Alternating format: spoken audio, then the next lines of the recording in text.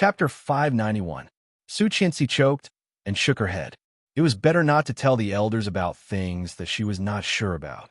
If they could not save Li Xiqing, they would have to worry about him with them. Seeing her eyes swollen from crying, Qin Shuhua did not say anything. She told Su Qianxi to go to bed early and went into the room with Li Xiao.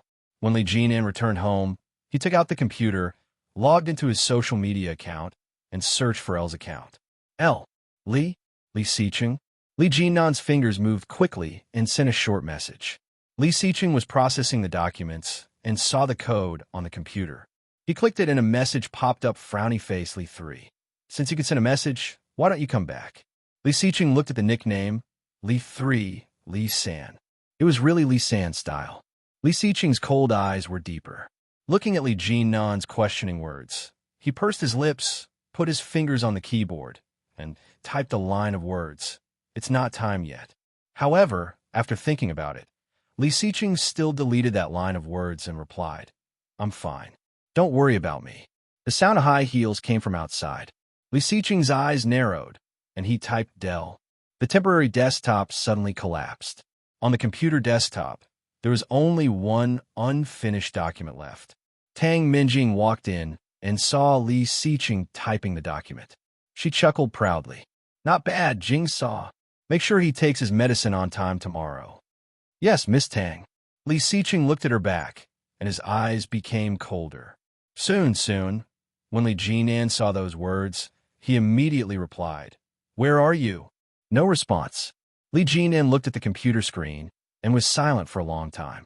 He took a cigarette pack on the table, took out a cigarette, and slowly lit it. Lying on the sofa, he narrowed his eyes and fell into contemplation.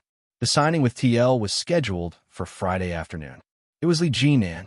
Su Qianxi cannot calm down in the office. She couldn't wait to know the extent of the confrontation between him and Tang Minjing. Just when she was feeling anxious, she received a call from home. Seeing the word old house, Su Qianxi adjusted her mood and picked it up.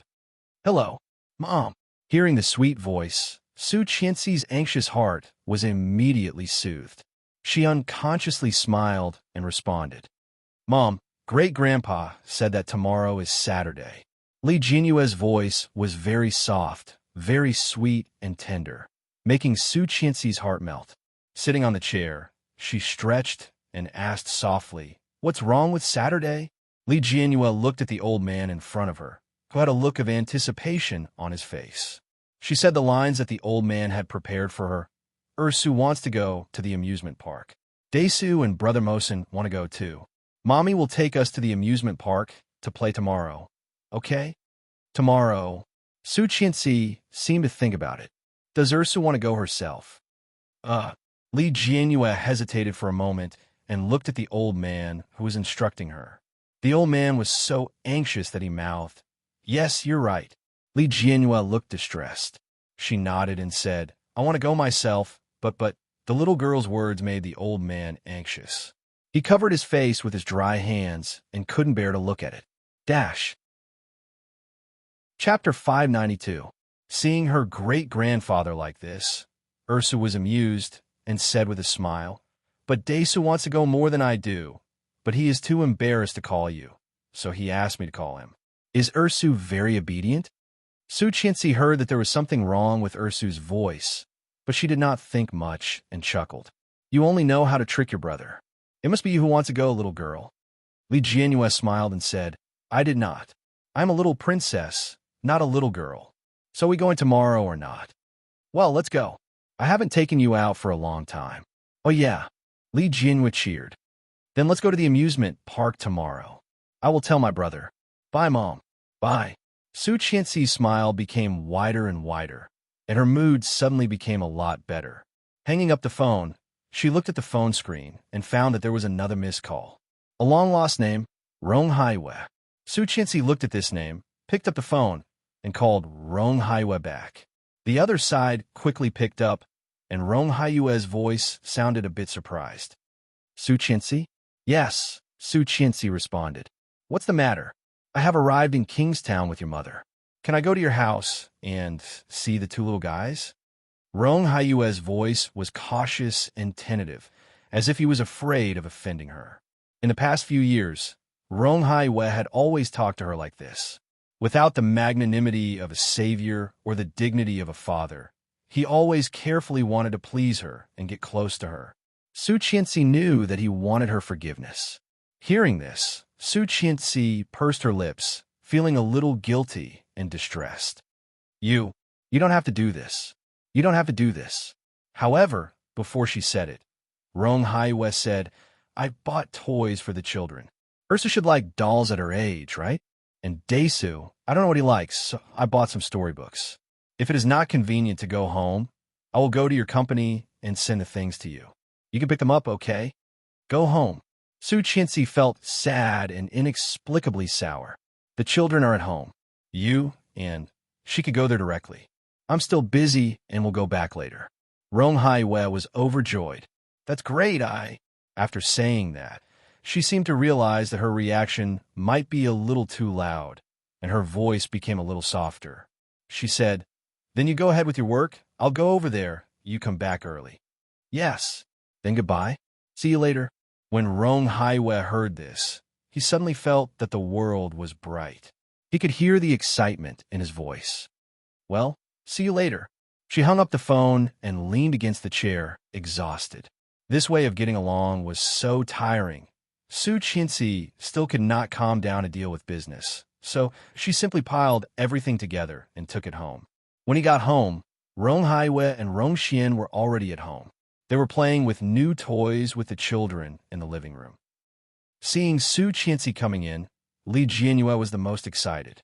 Holding the big Barbie doll that Rong Haiwe bought for her, she ran to her and shouted, Mom, look, Rong Haiwe bought me a doll. It's so beautiful. Su Qianxi squatted down and picked her up with a smile.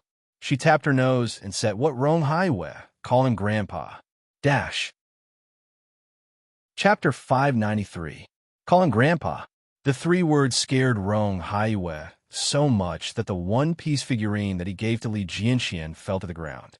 Rong Xian also looked at Su Qianxi with disbelief on her face.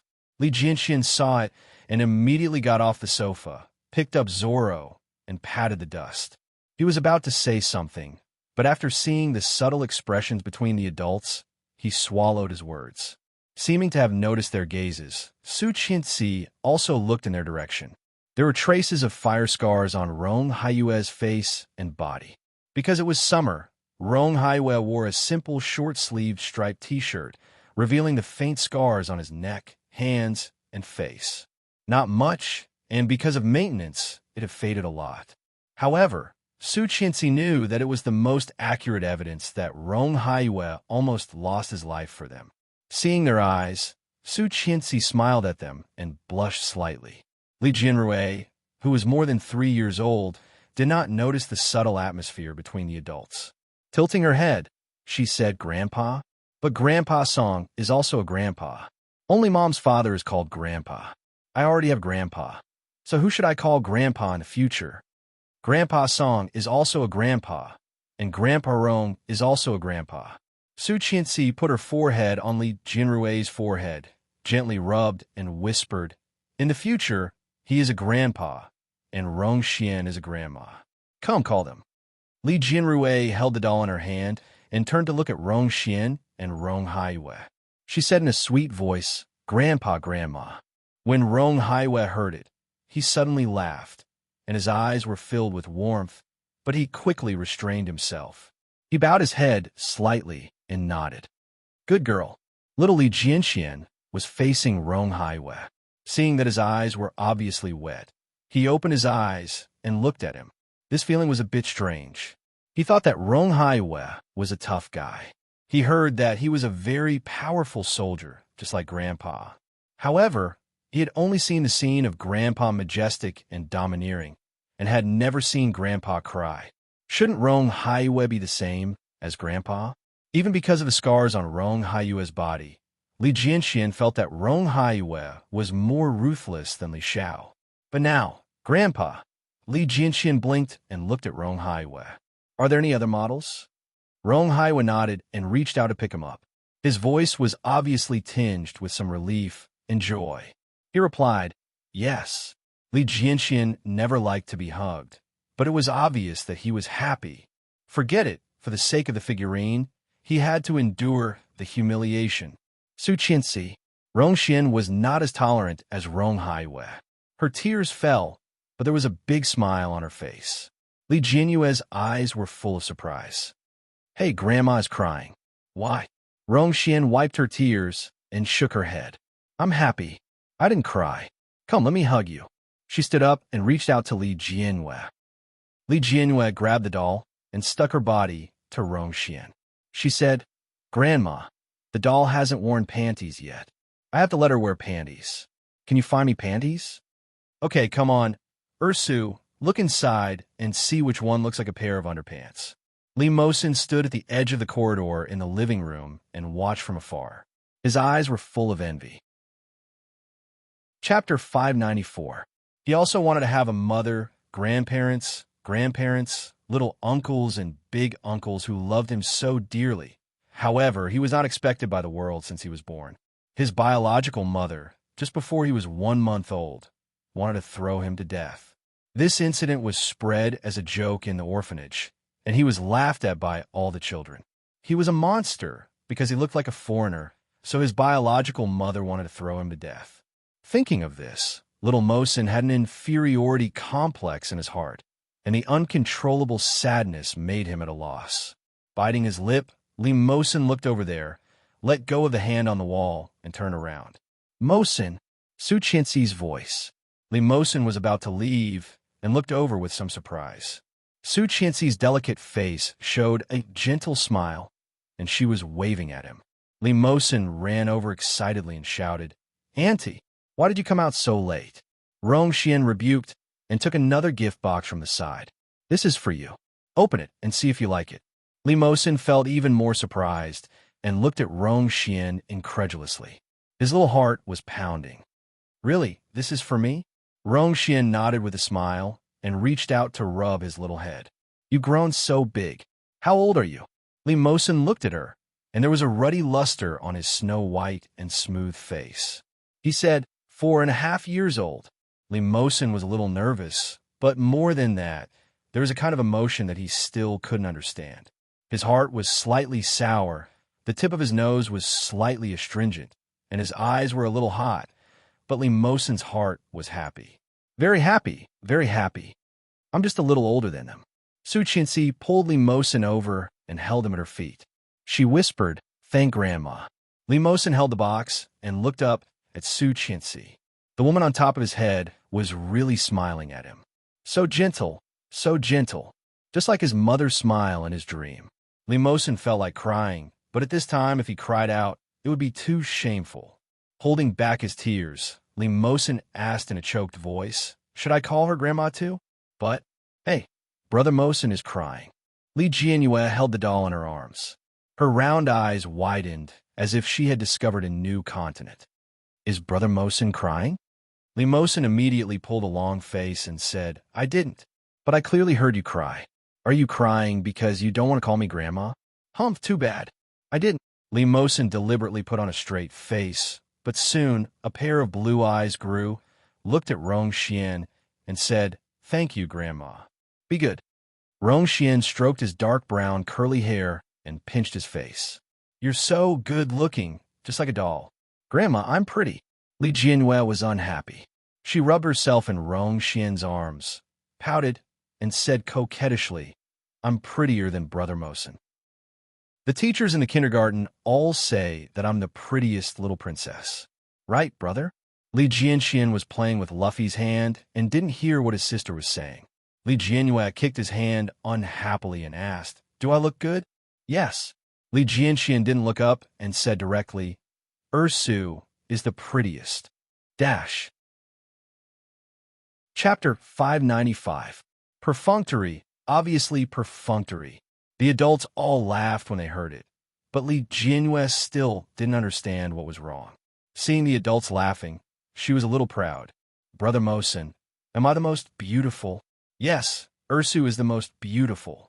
Li Mosin looked serious, and a pair of blue eyes looked at Li Jianyue's pink little face, shining with a strange brilliance. Li Jianyue was even happier proudly raised her chin and snorted, and then looked at the box in Li Mosen's hand with her eyes shining. "Don't you want to see what Grandma gave you? Look." Li Mosen looked at her expectant eyes and pretended to be serious with a straight face. He couldn't help but smile, put the gift box on the table, and untied the ribbon. Li Jianyue stretched her neck and looked over, and saw the dark metal luster at a glance. She blinked and asked, "What is this?" Li Mosen took out the things inside and found that they were small parts, and there was a big picture of a car in the middle. "Assembly car?" Li Mosen's eyes lit up, and he couldn't wait to open the packaging. A pile of small dark metal fell down, and Li Mosen held it in his hand, a little excited. "It's really an assembly car. So beautiful." Li Jianyue held the doll and said with some disdain, "What's beautiful about it? It's dark." But when Li Jianxian heard the words assembly car, his eyes immediately raised from the doll and looked over. His eyes lit up, and he immediately got down from Rong Haiyue's leg and ran up. "Wow, it's really an assembly car." Li Jianxian rubbed his hands. "Mosen, let's do it together. I could do it too." "Okay." Li Mosen carefully put the parts back, and his face couldn't hide the joy. Li Jianyue was a little unhappy, and she pouted and struggled to get down from Rongxian. She leaned over and said, "I want to do it too." "Go away. You only know how to make trouble." Li Jianxian unceremoniously threw her a contemptuous look. Li Jianyue's little face puffed up, and she took Li Mosen's hand. "Brother Mosen, I want to play too." Li Mosen smiled and held her palm with his little hand. He said, "Okay, let's do it together. Brother Mosen is the best." Li Jianyue smiled and snorted at Li Jianxian. She forced her way between the two of them. Seeing this, Su Qianxi couldn't help but laugh. She helped them pick up the parts and said, "Let's go inside and play. Desu, take Mosen and his sister in." "Okay." Li Jianxian was a little excited, but he did not forget to put on the figurine behind him. Just like that, Li Mosen held the gift box in one hand and Li Jianyue in the other. The little princess was also holding a doll in her arms. Li Jianxian, on the other hand, was holding a few figurines. He followed them calmly, but his pace could not hide his excitement. Watching the children jumping in, she sat at the coffee table, pressed the button to boil the water, and replace the tea leaves. She then brewed some pu'er tea that she had recently gotten. His movements were slow and smooth, elegant and skillful. "Is there anything you need to do in Kingstown this time?" Su Qianxi asked without looking up as she made tea. Chapter 596. You can come often in the future. Su Qianxi used the lid of the teacup to scrape the foam. When she spoke, her hand was slightly shaking. "The children were still complaining a few days ago that you did not come to see them. It just so happens that I want to learn how to shoot."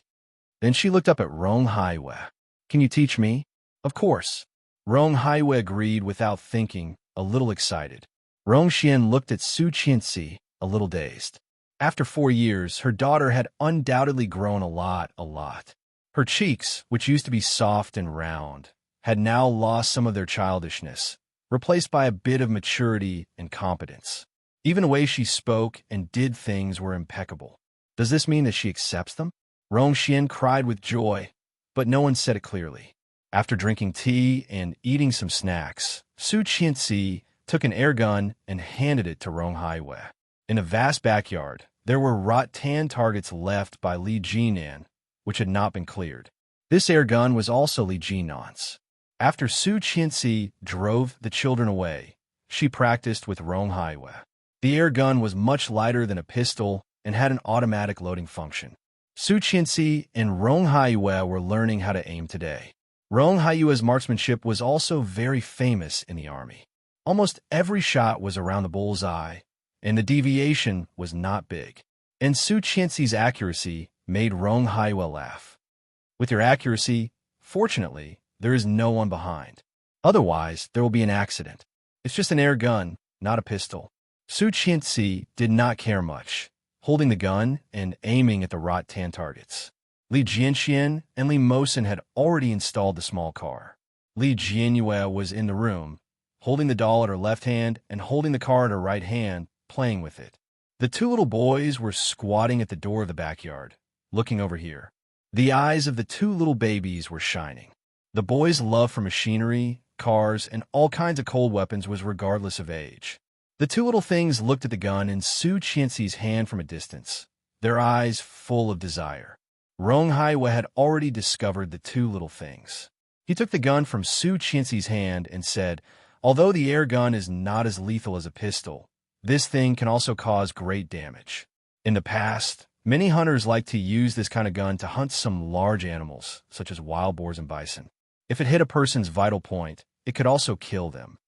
With that, Rong Haiwa looked in the direction of the two little guys and warned them with a serious face, "Especially children, don't touch this kind of thing. It's too dangerous." Su Qianxi then noticed that the two little guys were squatting there and peeking. With a smile on their lips, they glared at them. "Got it, Grandpa?" Li Jianxian stood up and asked, "But what is the vital point?" The vital parts are the most important parts of a person's body, which are also the most vulnerable parts, such as the neck, brain, and heart. If they are hit by an air gun, they will die. Rong Haiwa put the gun away and went forward to drive the two children away. "Don't do it here.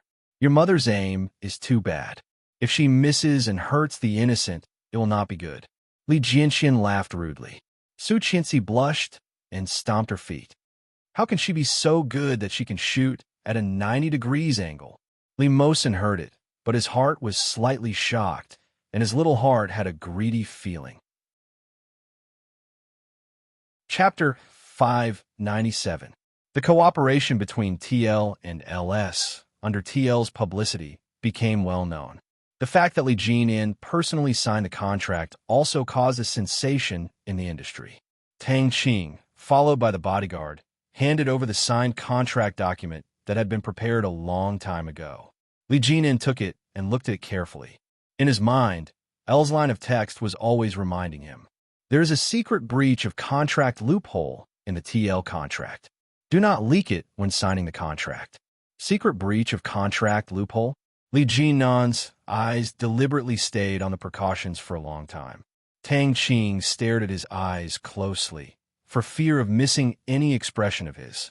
In the end, Li Jinan's eyes only glanced at the breach of contract. A few lines of text turned in his mind, and Li Jinan suddenly realized. It turned out to be like this.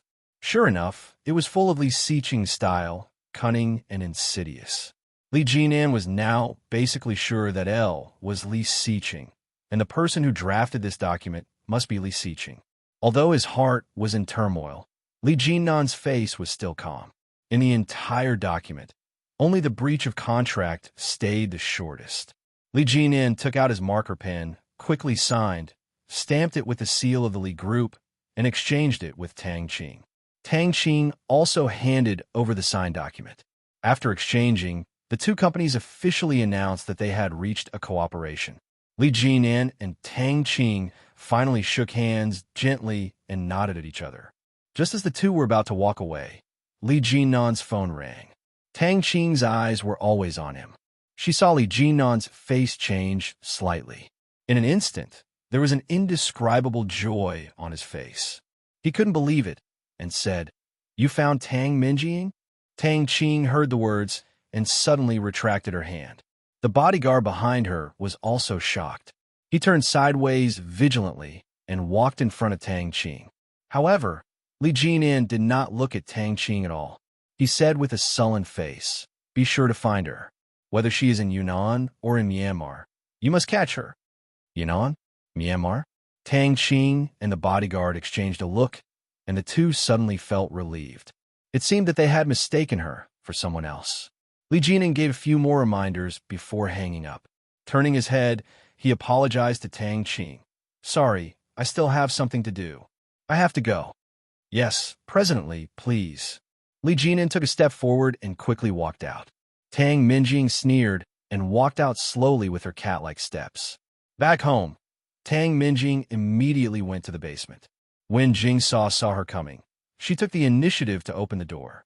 Layer after layer, it was comparable to an iron wall. Moreover, in front of the only exit, there were 4 surveillance cameras installed. There were no blind spots at all, for bodyguards were guarding at the same time. Even if the person inside had 3 heads and 6 arms, it would be difficult for him to escape.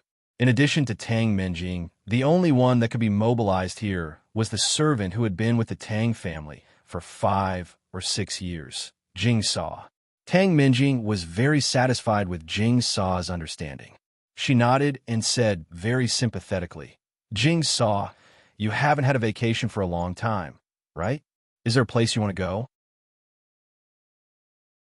Chapter 598. Tang Minjing laughed happily, nodded, and was very satisfied. Sure enough, you have the same fun as me. I also like to train the dead dog inside. Unfortunately, I won't be able to train him for the next few days. Jing Saw was a little surprised and asked, Miss, are you going on a business trip again? Yes, I have to go. I will go to Guangxi tomorrow morning for about 3 days. You have to keep an eye on him these days. Don't let him escape like last time. Jing Saw smiled coldly, and there was a fierce look on her face. She said, that depends on him. If he doesn't come back, he can only be caught in the drug rehabilitation center. Let's see who will suffer. Tang Minjing simply loved Jing Saw's expression. She smiled proudly and walked in. Jing Saw followed her and said, he just took the medicine, and now he is so comfortable that he fell asleep. He has been roaring and jumping just now. It's so annoying. Turning on the light, a figure lying inside seemed to sense this side.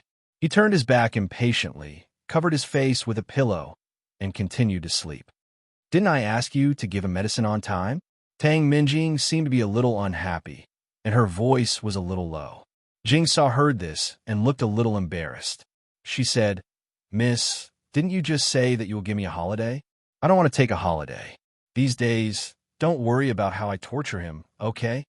Tang Minjing smiled and asked, how do you want to play? Jing Saw saw that she was really interested, and her face was a little excited. She said, there are many ways to play.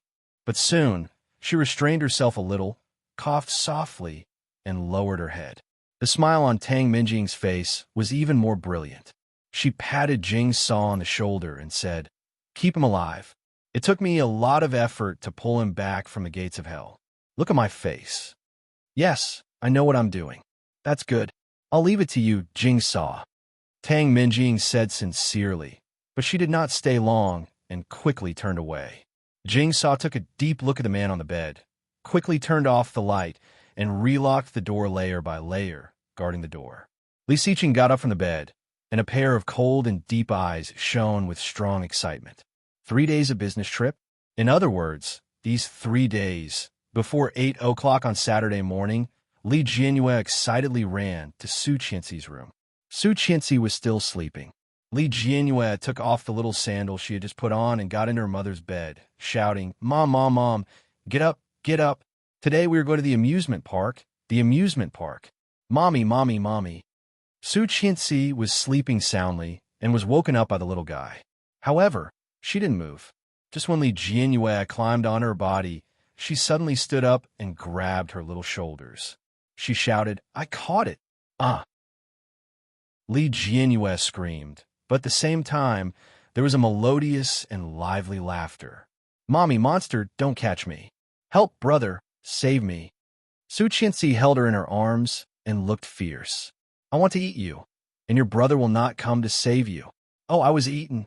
Li Jianyue tilted her head and fell softly, but she quickly raised her head again. She said seriously with a pink face, Mom, you are too childish. Now that I am done playing with you, you have to take us to the amusement park. This was a special task that her great-grandfather had given her. She must complete it. Dash. Chapter 599. Su Qianxi lay on the bed lazily and did not want to move. She said, Let Mom sleep again. Mom is sleepy. Li Jianyue blinked and lay directly on top of her.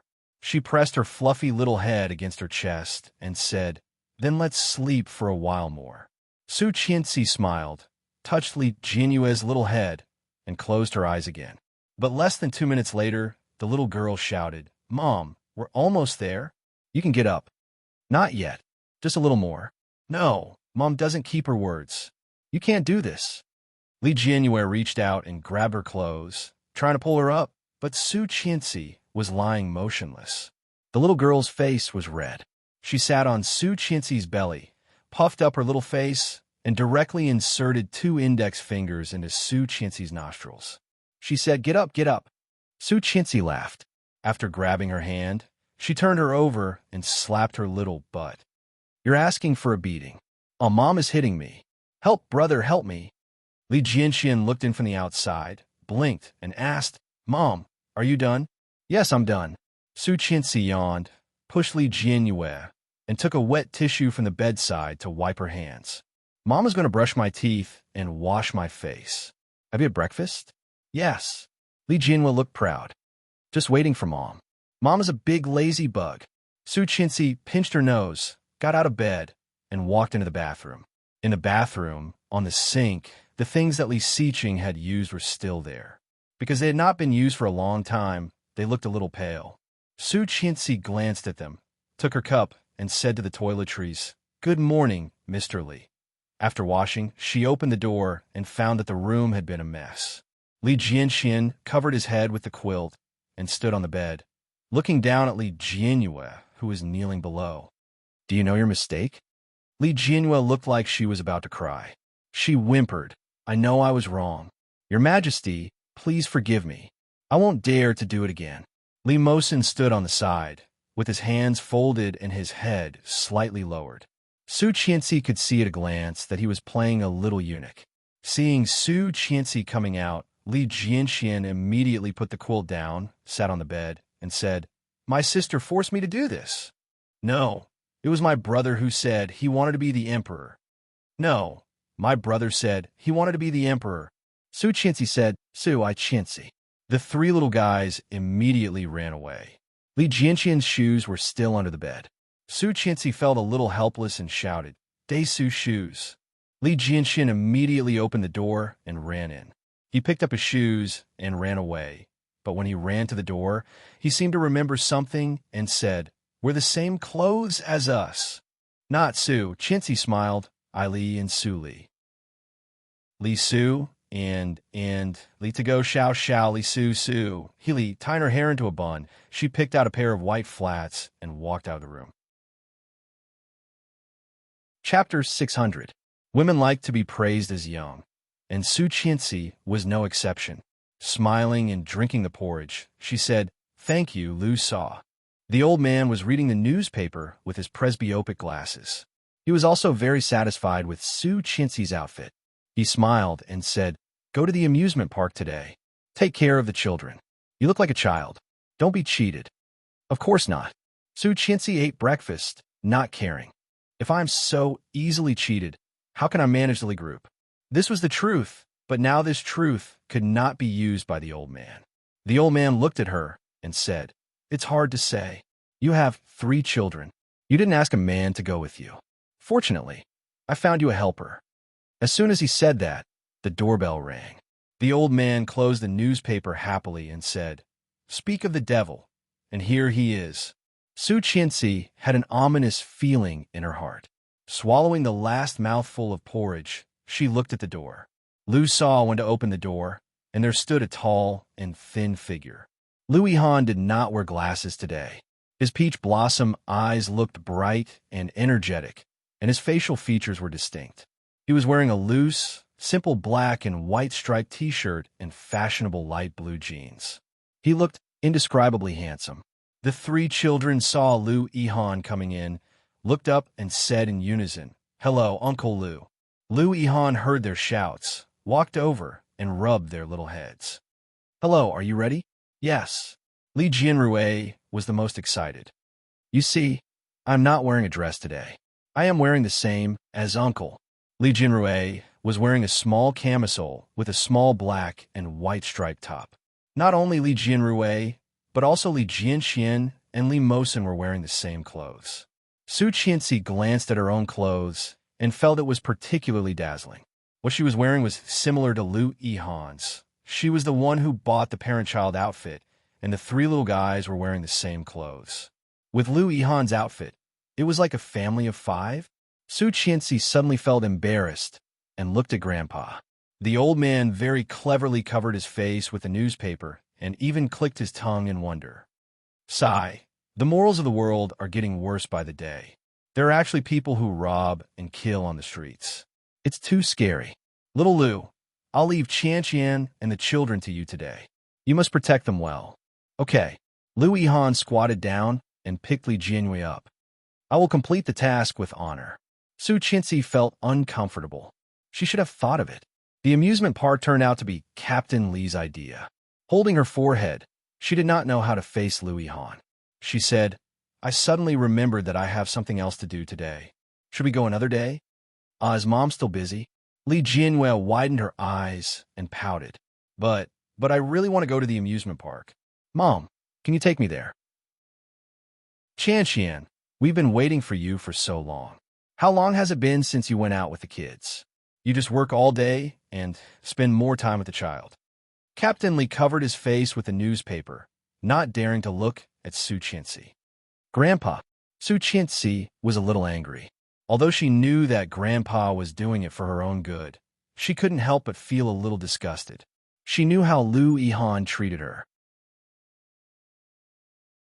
Chapter 601. Grandpa had set a trap for her and was waiting for her to fall into it. Didn't he know that she would feel awkward and guilty?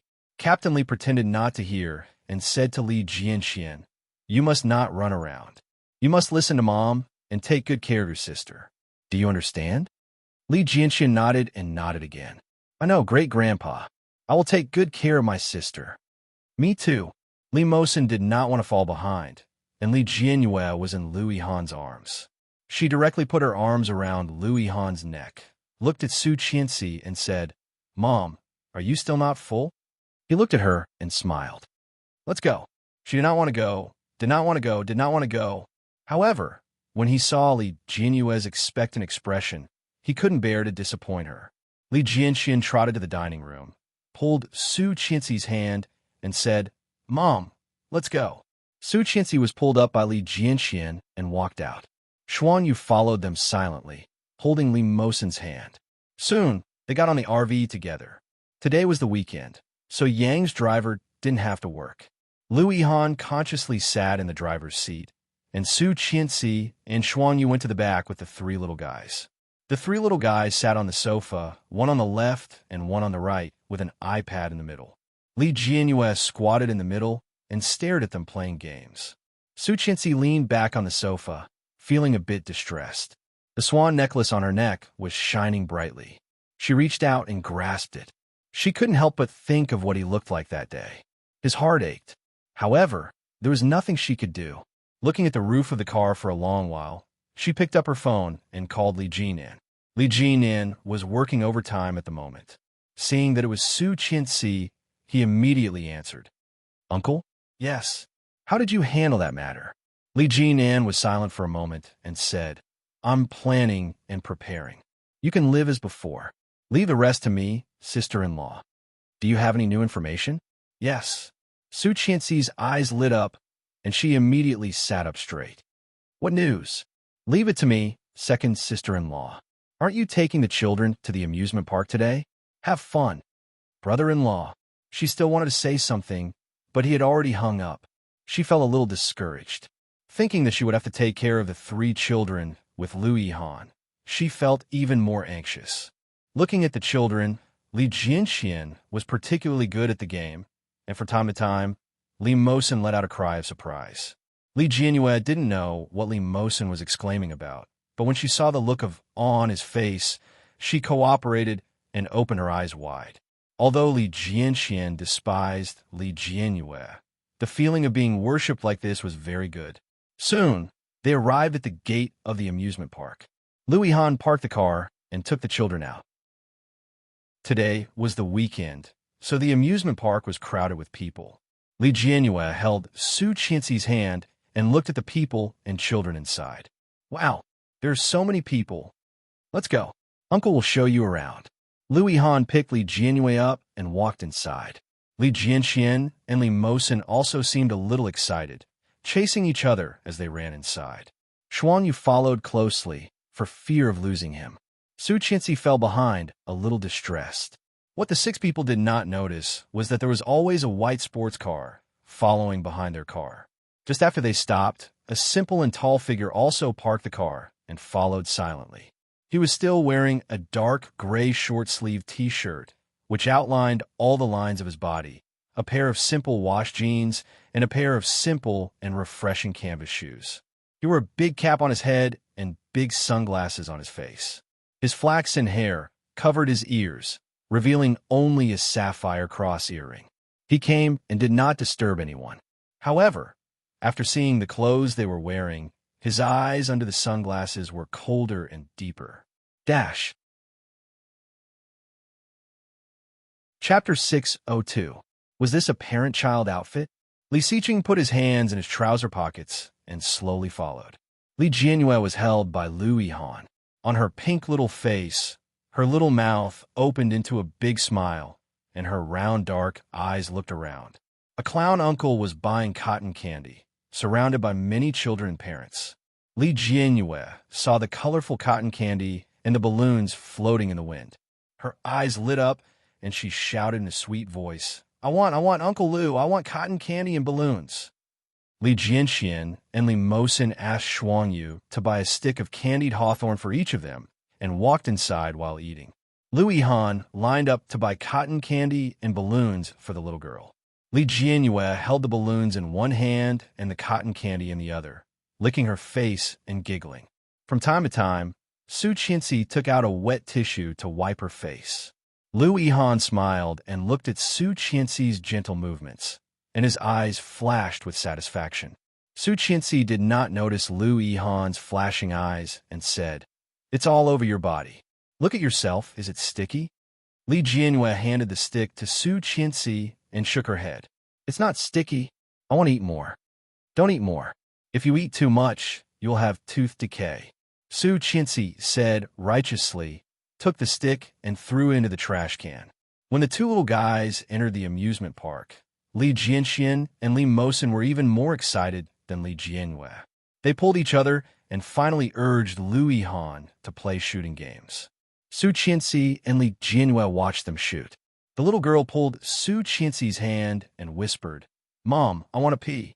Su Qianxi picked her up, and after saying goodbye to Lu Yihan, she took the little girl to find the toilet. Li Jianyue still did not know how to wear the suspenders. After peeing, she turned it left and right, and finally it was a mess. When she opened the door of the bathroom and walked out, Su Qianxi was dumbfounded. The one on the left hooked onto the one on the right. It didn't even reach the shoulder.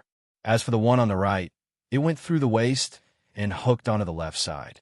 Her pants were about to fall off. After letting the little girl wash her hands, Su Qianxi helped her button up her clothes. Li Jianyue smiled and asked for a hug. They left the bathroom together. Not far from a restroom, there was a small plane that children and adults were playing in. It didn't look very tall, about 3 meters tall. From time to time, the excited laughter of children could be heard. Li Jianyue's eyes lit up when she heard it. Mom, Ursa wants to play that. Li Jianyue's voice was sweet, and she pointed at the small plane above. It's so fun. Let's play together. All right, let's go. Su Qianxi put Li Jianyue down and held her hand to line up. The line wasn't long, so it was their turn soon. Su Qianxi fastened Li Jianyue's seatbelt and buckled her own. She whispered, Don't be afraid. It will be very high later. I'm not afraid. Li Jianyue's face was a little excited. She was a little nervous as she looked down. The small plane moved, and Li Jianyue felt that she was about to fly. She screamed, Mom, I'm going to fly. Ah. Her voice was sharp and childish, with a strong excitement, and she laughed loudly. Su Qianxi saw that she was so happy and reached out to hold her. However, suddenly there was a muffled sound below. Without warning, her body became light. Su Qianxi felt that her whole body was about to be thrown out, and her heart skipped a beat. Chapter 603. Li Xiqing bought a cotton candy and held it in his hand. Looking at the big pink cotton candy, he seemed to hear a sweet voice in his mind. I want more. He was clearly very far away, but his hearing was so good that he could hear the little girl's voice. Daughter wants to eat cotton candy. Daddy will buy it for you. Whatever you want, Daddy will give it to you. Li Xiqing's eyes under the sunglasses dimmed slightly. Soon, Give him 2 more months. At most 2 months, he would go home to be with his wife, son, and daughter. Cotton candy was the most vulnerable in the air. When the wind blew, the fluffy and beautiful cotton candy suddenly flattened and looked sticky.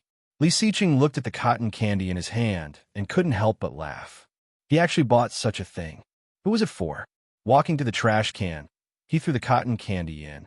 Suddenly, there were exclamations around. Li Siqing heard the movement and turned his head to look at the place where everyone was looking. His pupils suddenly contracted, and his heart almost jumped out of his chest at the same time. Wasn't that the thing they just want to play? Su Qianxi was so scared that her face was pale. She wrapped her hands around Li Jianyue and firmly put her head on her head. Li Jianyue's eyes were wide open, and she had no idea what was going on. Looking at Su Qianxi, she asked, "Mom, what's wrong with you?" The staff of the amusement park were shocked and immediately pressed the emergency stop button. Thump! The amusement park immediately stopped. Unfortunately, the small plane that was loose was at the highest point of the amusement park, 3 meters away from the ground. There should be 2 fixed spots under each small plane, but the small plane at the top had obviously fallen off one spot. The entire small plane was hanging askew on the verge of collapse and was still swaying gently. The entire small plane was suspended high up in the sky, and 3/4 of the seat was exposed in midair. There was only a very thin connection, and it was barely supporting them from falling.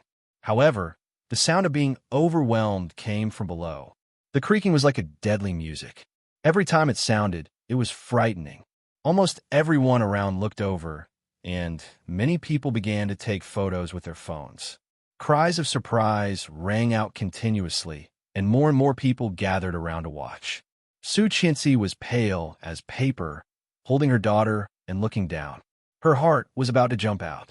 Even her breathing became rapid, but she did not dare to move. She shouted help. It was August, and the temperature outside was as high as 30 degrees Celsius. The blazing sun cast down, making her sweat even more. In a short moment, Su Qianxi was soaked, holding the baby and not daring to move. Call the police. Call the police. Oh my God, this kind of thing actually happened. Quick, save them. It's so high if I were to fall. Su Qianxi couldn't help shaking. Holding the baby, she sobbed and shouted helplessly, "Help! Save us!" However, the voices below were getting louder and louder, and more people were coming. Someone had already called the police, and someone had already gone to find help, but no one had come to save them yet. Chapter 604. The crying of the child made the people around even more excited. When the other children in the other seats heard that Li Jianyue was crying, they also panicked and started crying. "Ursu, don't be afraid, don't move, don't cry." Su Qianxi held the child and whispered to comfort her. "It will go down soon, don't be afraid." Li Jianyue cried even louder, her little hand hooking up and holding her mother's hand. It was just that it was this movement that the small plane, which was already on the verge of collapse, shook slightly at that moment. Su Qianxi was even more scared and trembled, but she bit her lower lip and comforted her daughter. "Don't move. Ursu, let's play a game." Li Jianyue stopped crying and looked at Su Qianxi with her wet eyes. Su Qianxi's smile was a bit reluctant, and her voice trembled slightly. She whispered, "1, 2, 3, wooden man, don't talk, don't move." Li Jianyue really did not make a sound, closed her eyes, and did not dare to move. This was the method that Li Mosin taught her. When playing with wooden men, close your eyes and you won't lose. Su Qianxi also did not dare to move. She closed her eyes, and tears of fear suddenly fell. What to do? What to do? Were they going to die here today? Suddenly, there was another exclamation from the crowd, and there was a lot of noise below. Everyone saw that after a dark gray figure squeezed through the crowd, he did not hesitate to climb over the railing. He was very agile and stepped on a small plane, climbing along the branches that connected the small planes. The sound of a human body climbing over the hollow metal came. Su Qianxi opened her eyes and looked down. However, with her current vision, she could see the front side, and the movement came from behind her. She did not dare to turn her head and did not dare to move. Su Qianxi held the child and suddenly heard a cry from below. It's dangerous. You can't go up. Are you crazy? You actually want to climb up? Who is this person? A staff member? This is too bold. The noise was getting louder and louder. Lu Yihan was playing with the two little boys, and Xuanyu was watching from behind. She turned her head and looked at the noisy place. It was just that there were too many people and large construction equipment, so it was impossible to see clearly. What happened over there? Li Jinxian looked over there, turned to look at Li Mosin, and said, "Shall we go take a look too?" Li Mosin nodded and looked at Lu Yihan. Lu Yihan was also curious and pushed them from behind. "Let's go and have a look." The group of people walked over there. From afar, Lu Yihan saw the small plane that was about to crash. Seeing this, Lu Yihan was shocked and shouted, "This is too dangerous." But when he saw the person on the small plane, his expression immediately changed. Qianqian? Xuanyu also looked up and saw that the people on it were Su Qianxi and Li Jianwei. Her face changed dramatically, and she immediately rushed up, squeezed through the crowd, and immediately jumped over the railing. Xuanyu stood below at a loss and found that someone had already taken the lead. That figure. Wasn't that the man Su Qianxi chased at the convention center last time? Now, why did he appear here? Chapter 605. Li Xiqing gasped, carefully grasped the tree trunk, and whispered, "Unfasten the child's seatbelt, help her up, and leave it to me." Su Qianxi heard this voice and was slightly dazed. She looked at him incredulously, as if she wanted to look into his eyes through the pair of sunglasses. It's him? It's him. This voice, deeply familiar, followed her for 2 lifetimes. Over the years, it constantly echoed in her memories and dreams, so clear and so familiar. It's really him, it's really him. Su Qianxi forgot to breathe for a moment, did not dare to move, and did not dare to touch. What if, when she reached out, he was gone again? "Quick, there's no time." Li Xiqing growled, and in his voice there was calmness and fear. "Don't move, calm down." Hearing this voice again, Su Qianxi's mind was blank, and there was only one thought left. It's him, it's really him. He's here to save them. However, Su Qianxi quickly reacted and carefully unfastened the child's seatbelt. "Mom, you lost." Li Jianwei opened her eyes and said in a sweet and childish voice. Her face was streaked with dried tears, and she was grinning. This little girl still did not know her situation. Li Xiqing's heart was slightly sour, and there was a surge of soreness in his eyes. This was the first time he was so close to his daughter. So close, after 4 years, he could finally look at his daughter face to face. She was really beautiful, just like her mother, very beautiful. Li Xiqing tried to calm himself down and reached out to her. But it was also because of this movement of Su Qianxi's, the sound of the overwhelmed people below rang out. There were a lot of exclamations, and the screams continued. For the first time, Su Qianxi felt that she was so close to death. It was truly soul-stirring. It was even more frightening than her previous death.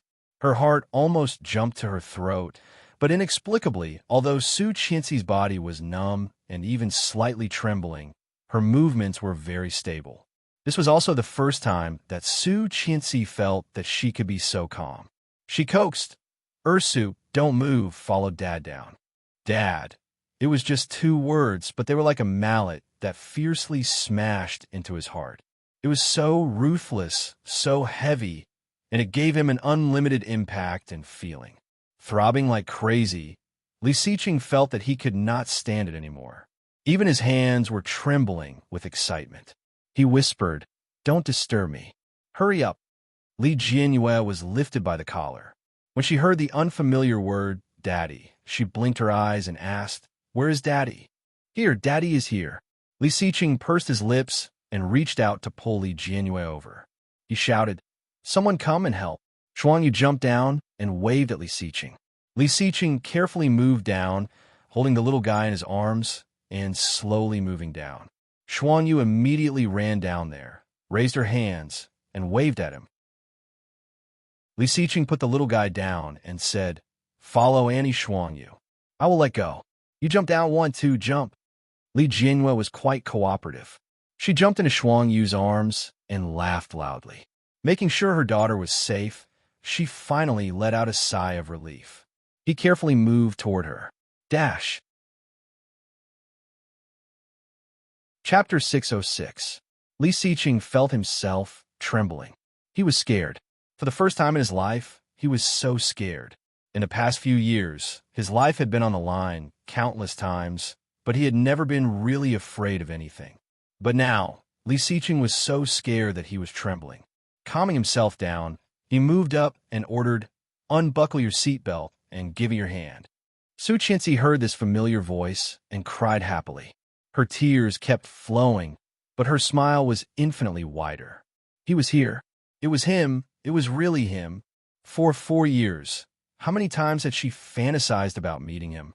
For 4 years, how many times had she looked forward to his return? But even if she had 10 hearts and 10 brains, she could not imagine that they would meet again in this way. Her Mr. Li, her Li Xiqing, was back. Unbuckling her seatbelt, Su Qianxi reached out and touched his palm. Her heart, which had been hanging for 4 years, suddenly calmed down.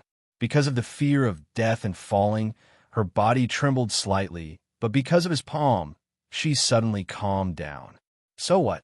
As long as he came, she could live. As long as he came, she would not die. It was like this every time, wasn't it? Su Qianxi held his hand firmly and tried to stand up. She did not dare to move too much, carefully, but at this critical moment, there was nothing under her feet, and the feeling of weightlessness hit her unexpectedly. Su Qianxi's pupils shrank, and a lot of screams pierced her eardrums. Lu Yihan stood in the crowd and looked at the 2 children.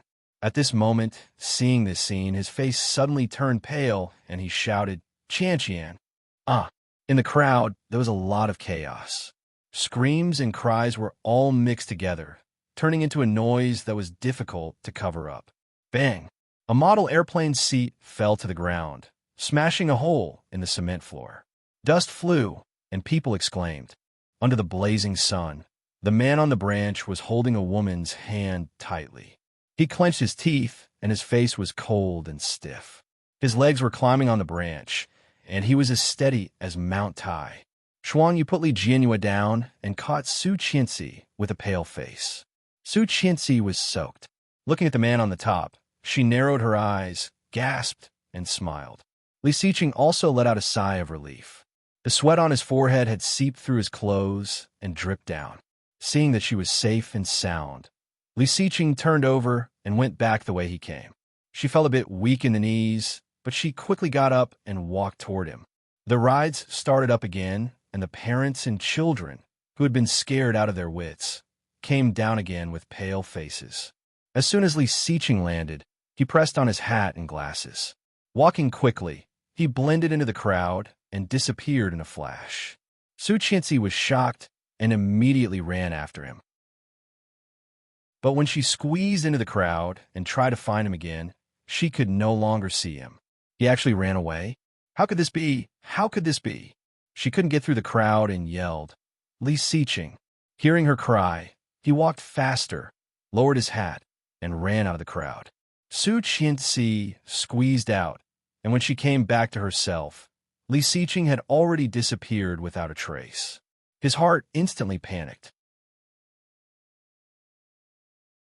Chapter 607. People were coming and going, the laughter of children, the whispers of pedestrians, the warning of safety announcements, and the discussion of the crisis. All kinds of sounds mixed together, but Su Qianxi felt her ears were cool and her mind was blank. All that was left was a silhouette of his back, tall and straight, much thinner than before. Wearing a hat and sunglasses, he slightly lowered his head and strode forward without hesitation. He didn't even turn his head or look at her once. He just disappeared into the crowd. Just like the big explosion that year, he disappeared without a trace. Su Qianxi stood at the intersection, looking thin and embarrassed, like a child who had lost her parents. There were no amusement facilities here. In front of her was the edge of the amusement park. Climbing over the high rockery was the outside of the amusement park. It was a dead end. Li Siqing, Li Siqing. Su Qianxi shouted, her voice trembling. Her cry made her voice sound a bit hoarse. She looked around for a week, going around in circles. But there was nothing.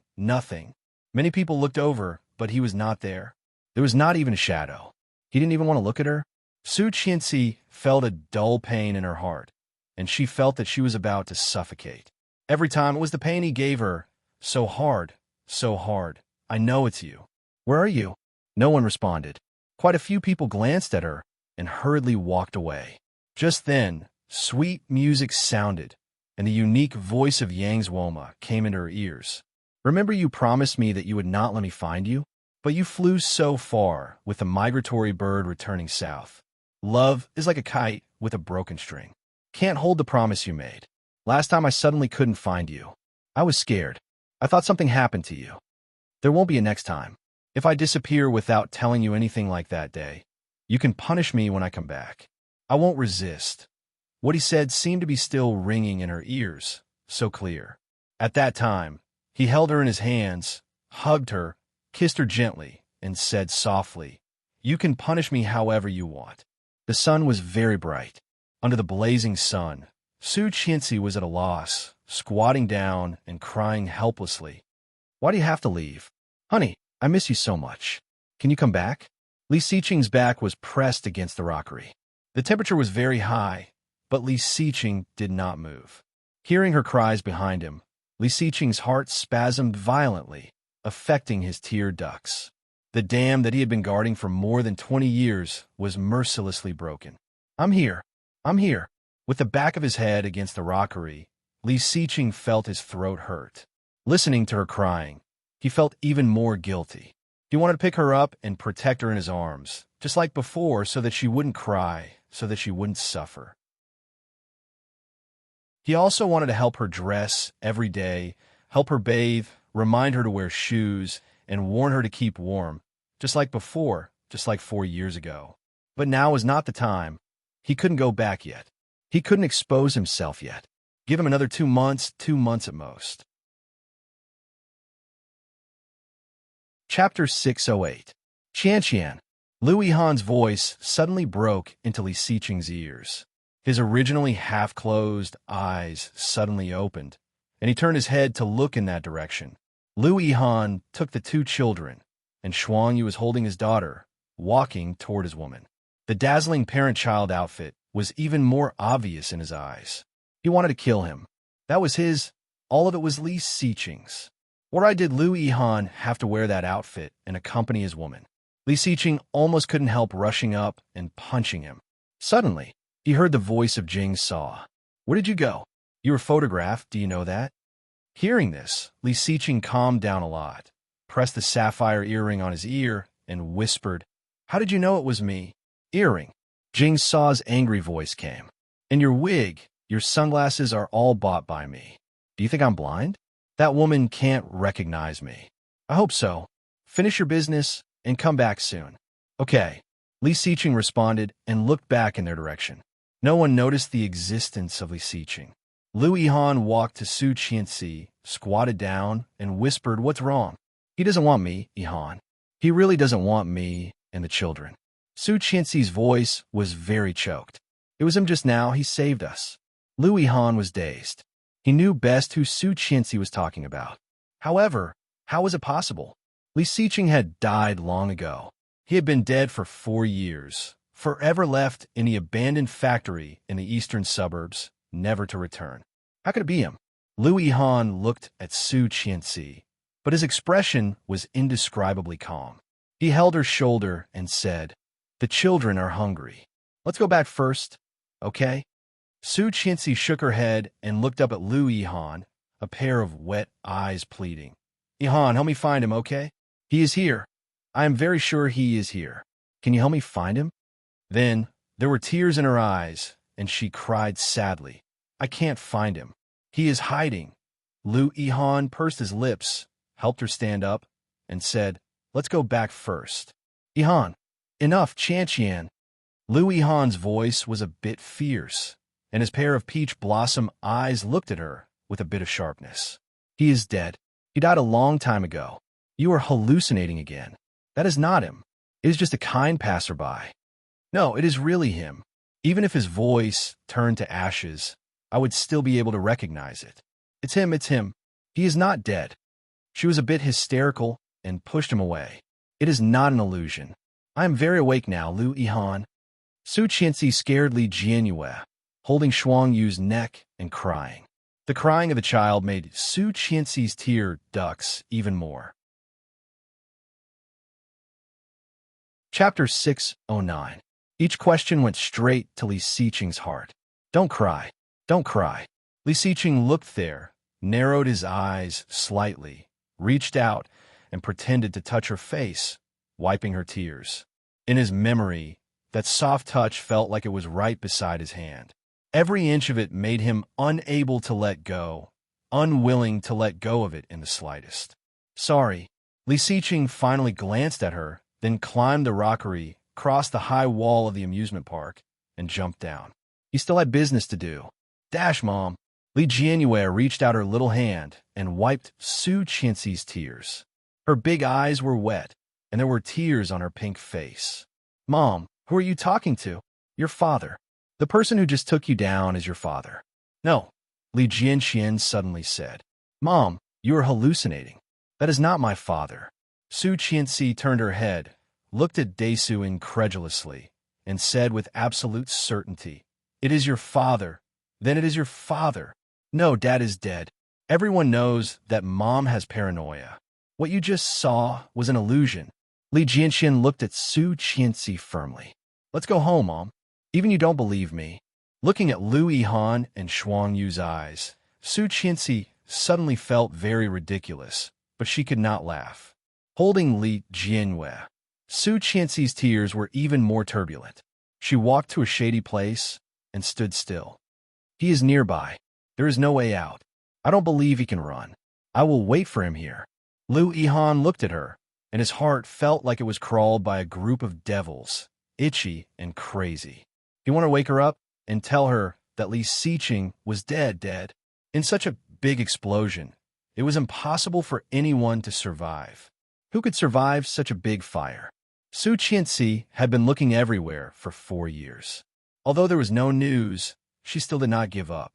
In the past few years, he had taken her to see a lot of psychologists and experienced a lot of things. But she always believed that Li Xiqing was still alive. He was not dead. How was it possible? Everyone knew how Li Xiqing treated Su Qianxi. If he was still alive, why didn't he come back? Lu Yihan felt like he was going crazy, but he still took a deep breath, stood with the 2 children, and said, Let's wait for a while. If he doesn't show up in 15 minutes, we'll go back, okay? She bit her lip and did not speak.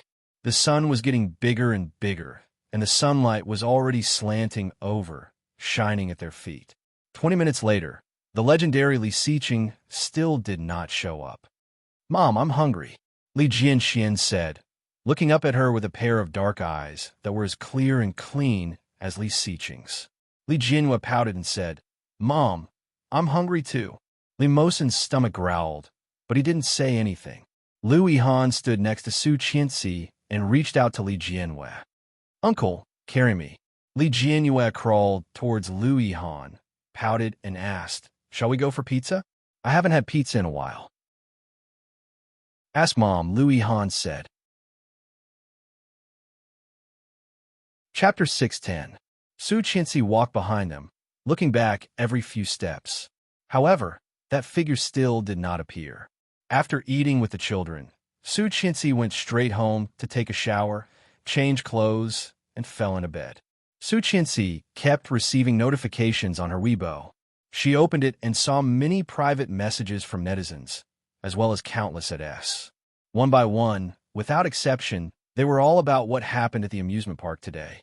The angles of the pictures were very clever, each showing their expressions and the image of Li Xiqing. However, without exception, so many photos, Li Xiqing did not look like the old Li Xiqing at all. He disguised himself so well that even she did not recognize him the first 2 times. There is also a blogger whose title was particularly eye-catching. The wife of the former president of LS, the current president, Su Qianxi, cried out her late husband's name at the amusement park. In less than 3 hours, the replies had exceeded 30,000, and the number of likes was almost 100,000. Su Qianxi saw the picture. She was squatting on the ground, crying awkwardly and miserably. She couldn't help chuckling, but her eyes couldn't help being wet. It turned out that she was so miserable at that time. In that situation, Li Xiqing actually did not come out. Did he really not want them anymore? Why, for 4 years, there was no news from him.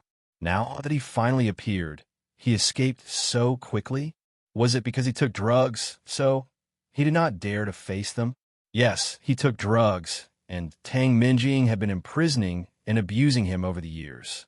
How did he escape? Su Qianxi was enlightened. Yes, he was such a proud man. How could he come back to her in such an image? What did he want to do? There must be a reason for him to hide, right? Su Qianxi suddenly got up and stared ahead.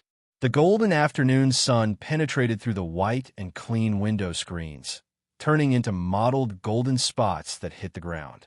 It was quiet, but it rippled along with the gentle breeze. Su Qianxi's heart was beating like crazy, and, at the same time, she was also in pain. He was hiding. Did he want to quit drugs on his own? It was possible, very possible. No. Would a drug addict have that much strength? How could he be so agile? Su Qianxi had learned fighting from Li Jinan for more than 3 years. Although she had only learned 1/10 of Li Jinan's skills, it was more than enough to deal with ordinary gangsters. However, not only was she unable to gain any advantage from Li Xiqing, she was even subdued several times. After 2 moves, she could be sure that Li Xiqing's fighting ability was definitely no less than that of Li Jinan. With such skills and strength, could such a person be a drug addict? However, she could hear everything clearly through the bug. Li Xiqing's howling, his pain, and his desperation. The punches that landed on the flesh wound over and over again, and Tang Minjing's creepy and sick laughter. How real was that? What's going on? What's going on? Su Qianxi's head was a mess, and her ears were ringing. With tears in her eyes, she took out her phone and found a photo of herself with the 2 children. After putting cute animal icons on the faces of the 2 children, she attached the photo and posted on Weibo. Chapter 611. In the busiest commercial street of Kingstown, Li Xiqing entered a well-decorated chain noodle restaurant and ordered a bowl of noodles for himself. When he was halfway through eating, a girl at the table behind him suddenly exclaimed and said, "Su Qianxi posted on Weibo." Li Xiqing paused, eating and holding his chopsticks. "Oh, it's so sad." One of the girl's voice was full of sympathy. Her husband has been dead for so many years, and she still thinks he is still alive. I heard that she is neurotic. She misses her husband all the time. It's a mild delusional syndrome. I heard that she often has hallucinations that her husband will appear next to her. Oh, but she still manages such a big company very well. Damn, even a psychopath can do this. Why are we still so low? The girl sneered as she ate. Then you'll need to have such a big company to take over. I heard that it's not just Su Qianxi who did it. Her husband's younger brother, Su Qianxi's uncle, is also the vice president. So what if she has a company? She is still a widow, a young and beautiful woman with 2 children to manage a company. If it were me, I would remarry. What's wrong with doing in my prime? Why should she be a widow for a dead man? You're not her. How would you know what she's thinking? Maybe she's really in love with that ghostly Li Xiqing. You used to regard him as a Prince Charming. Now he has only been dead for a short time, and you have forgotten his name. How cold the world is. Li Xiqing listened to their words, silently finished the noodles, and got up to leave. He found an internet cafe in a remote alley. The owner with a cigarette in his mouth asked, "How long do you want to play? Can I play without an ID?" The boss looked him up and down, took off the cigarette, and said, "Sure. $5 an hour for others, $20 an hour for you." The innermost machine has a separate compartment. That is a VIP room, and no one will go in there. Li Xiqing directly took out a $100 bill, turned around, and walked in. The owner took the bill and checked it. After making sure it was real, he opened the machine for him. The legendary VIP room was just a small, dark compartment with a computer inside. It was the most classic XP system. A little kid was sitting on the ground with his butt bare. When he saw him come in, he raised his head to take a look. The boss walked in, carried the little kid out, and said, "My son, you can play, but I won't refund the money." Li Siqing ignored him and sat down. He opened the webpage and found Su Qianxi's Weibo. Seeing that sentence, Li Siqing felt like crying. Her face in the photo was more mature than before, and she was much thinner than before. His Mrs. Li seemed to be different. Logging into a Weibo account, Li Siqing left a message. He will see it, and he will come back. However, that message was quickly drowned out by a large number of replies. He logged into Elle's account on social media and immediately saw a beauty's profile picture pop up. It was a selfie of Su Qianxi herself. She said, "Let's meet. I know you were in Kingstown, Mr. L. It was sent 10 minutes ago." Chapter 612. Li. In Li Siqing, she had seen a lot of things that could not be explained by common sense. So, over the years, was it possible that he had actually turned into Elle, silently watching her? She knew that her idea was a bit absurd. He had been imprisoned for so long. How could he get a communication device and contact her? But it was also such an absurd idea that was getting bigger and bigger in her heart. In the end, it was out of control. Who was Elle? Li Siqing, Li Siqing, Li Siqing. A voice kept echoing in her mind. Her heart was pounding. After logging in the chat account, she sent a message. "Let's meet up. I know you're in Kingstown. Let's meet up. I know you're in Kingstown, Mr. Li." Li Siqing looked at the line of words on the computer. For the second time in his life, he was caught in such a difficult struggle. The first time was 3 years ago, when Jing Saw invited him to help her deal with the drug trafficking gang. He could go home and reunite with his wife and children. In the future, he would always bear the fear that his family was likely to be retaliated against. Or he could help her collect evidence of their drug trafficking and dig out their boss, wiping them out in one fell swoop. At that time, he struggled for 3 days and 3 nights. At that time, he had not fully recovered from his serious injury. If he chose to go home, Jingsaw would also help him. However, Li Siqing finally chose the second step. Now, he could tell her, let her rest assured, and continue to be a spy. However, one more person knew, one more danger. Jingsaw had repeatedly warned him not to go home and not to see her. Or, he could not tell her, let the outside world think that she was delusional. Let her continue to live with this attitude and face the world. In this way, Tang Minjing would let down her guard and focus on dealing with him instead of his family. The people above Tang Minjing would also let down their guard. In the near future, he would be able to uproot them all. What to do? Li Siqing was caught in a dilemma, holding his head in distress and closing his eyes. After sending this message, Su Qianxi felt inexplicably nervous and throbbing. Was it him? It must be him. It must be him, right? It was impossible for there to be 2 people in the world who were so similar, and it was impossible for them to have such similar gazes, wasn't it? Therefore, it must be Li Siqing, no doubt about it. Su Qianxi stared at the letter on the computer. As time passed, about 10 minutes later, the other side actually replied. His reply was within his expectations, but it was also unexpected. Surprised, she stared at the computer screen with her eyes wide open. L. Tomorrow night, Kingstown Shijong Bridge, 8:00. Seeing these words, Su Qianxi's heart beat faster. Staring at the screen for a long while, her fingers quickly typed. See you there. L. Be there or be square item, right? Has he finally decided to come clean with me? See you tomorrow. Staring at these words, Su Qianxi smiled, her eyes blurred with tears. Bad guy, I've been waiting for you for 4 years, you know? Mr. Li, do you know that I have waited for you for 4 years? She got off the bed, opened the closet, and started to pick out clothes for the first time. Chapter 613. On Sunday, Li Jinan was still working overtime. After Su Qianxi arrived at the company, she worked with him for a while and told him about Elle and meeting Li Siqing yesterday. She couldn't hide the joy in her eyes. Li Jinan smiled and only said, Are you sure it was him? Feeling that it would not be so simple, Li Jinan looked at the document in his hand, but his thoughts were far away. Su Qianxi was silent for a moment and nodded.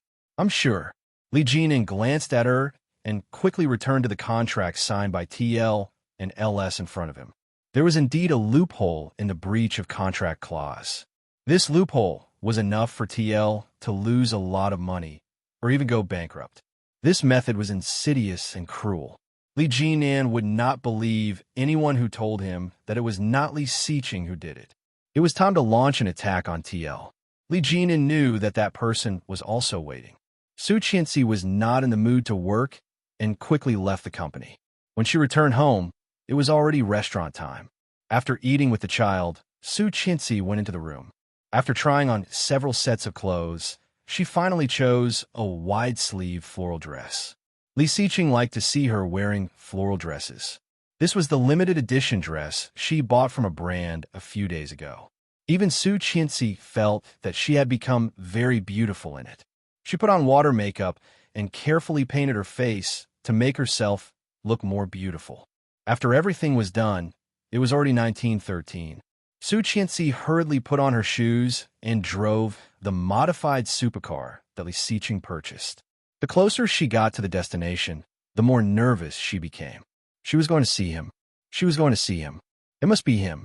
Su Qianxi couldn't help smiling, feeling that she had finally become a Buddha after many years of cultivation. Kingstown Shijiang Bridge was located in the middle of the Kingstown River. Across the river, there was a high arch in the center, surrounded by bright, colorful lights, changing into luxurious gold from time to time. The high bridge frame was known as the most beautiful landmark of Kingstown. The Bugatti stopped by the bridge. Su Qianxi looked up at the high bridge, her dark and bright eyes reflecting the beautiful scenery. So beautiful.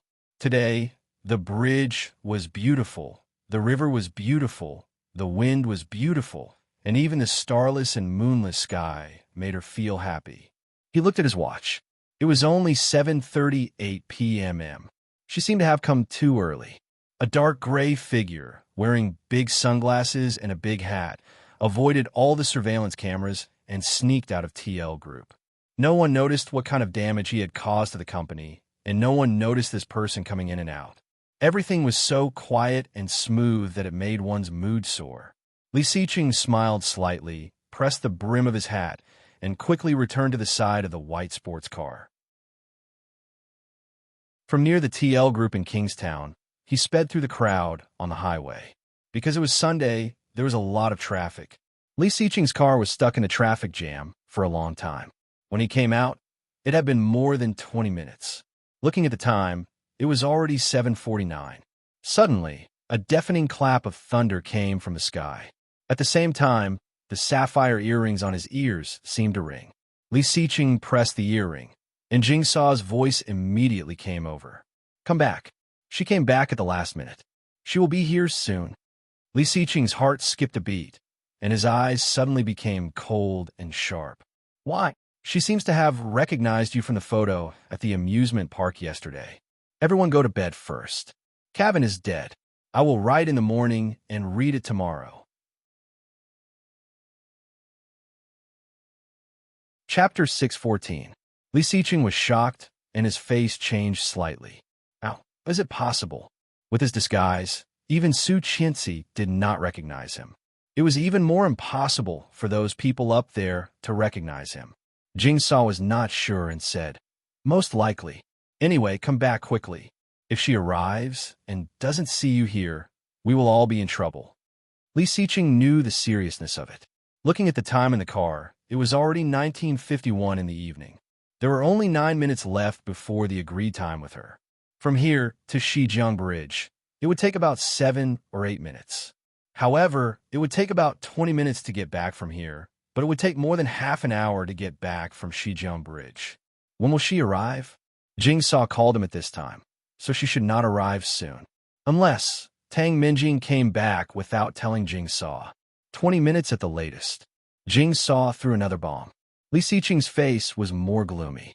For years of experience had sharpened his arrogance and sharpness into his bones, and he did not show any of it on his face.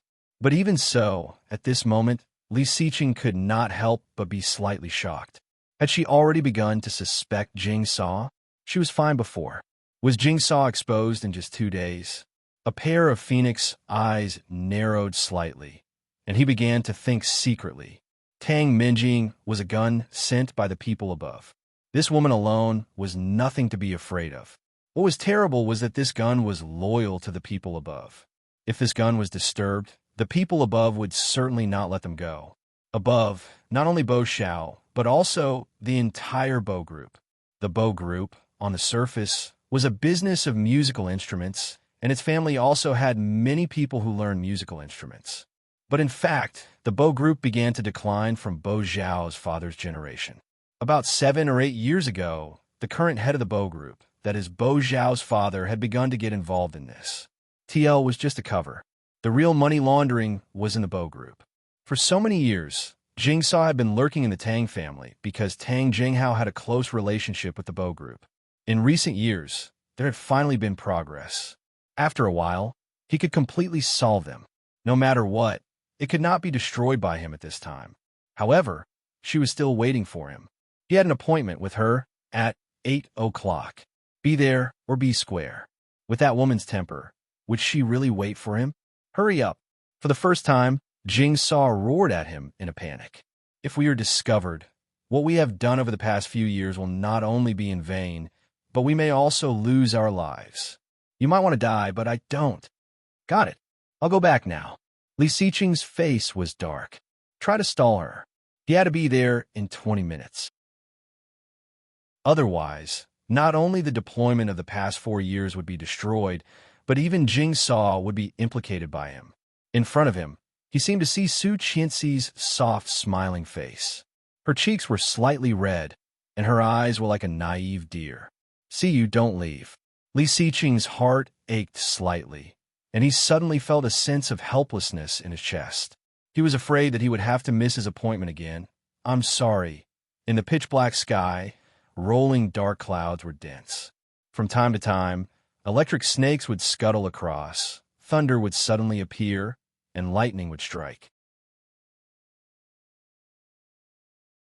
Chapter 6:15. Raising his head, he saw large drops of rain pattering down from the sky. A drop of water hit her eyelashes, and it quickly rolled down her eyes. It was raining.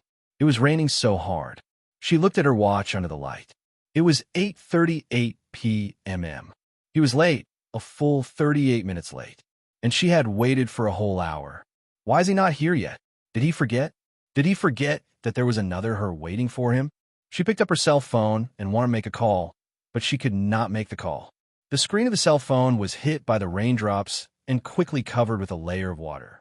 Su Qianxi's eyes flickered. In her dark and clear eyes, the original joy faded bit by bit. But soon, she curled her lips and gave a self-deprecating smile. This is the result of daydreaming.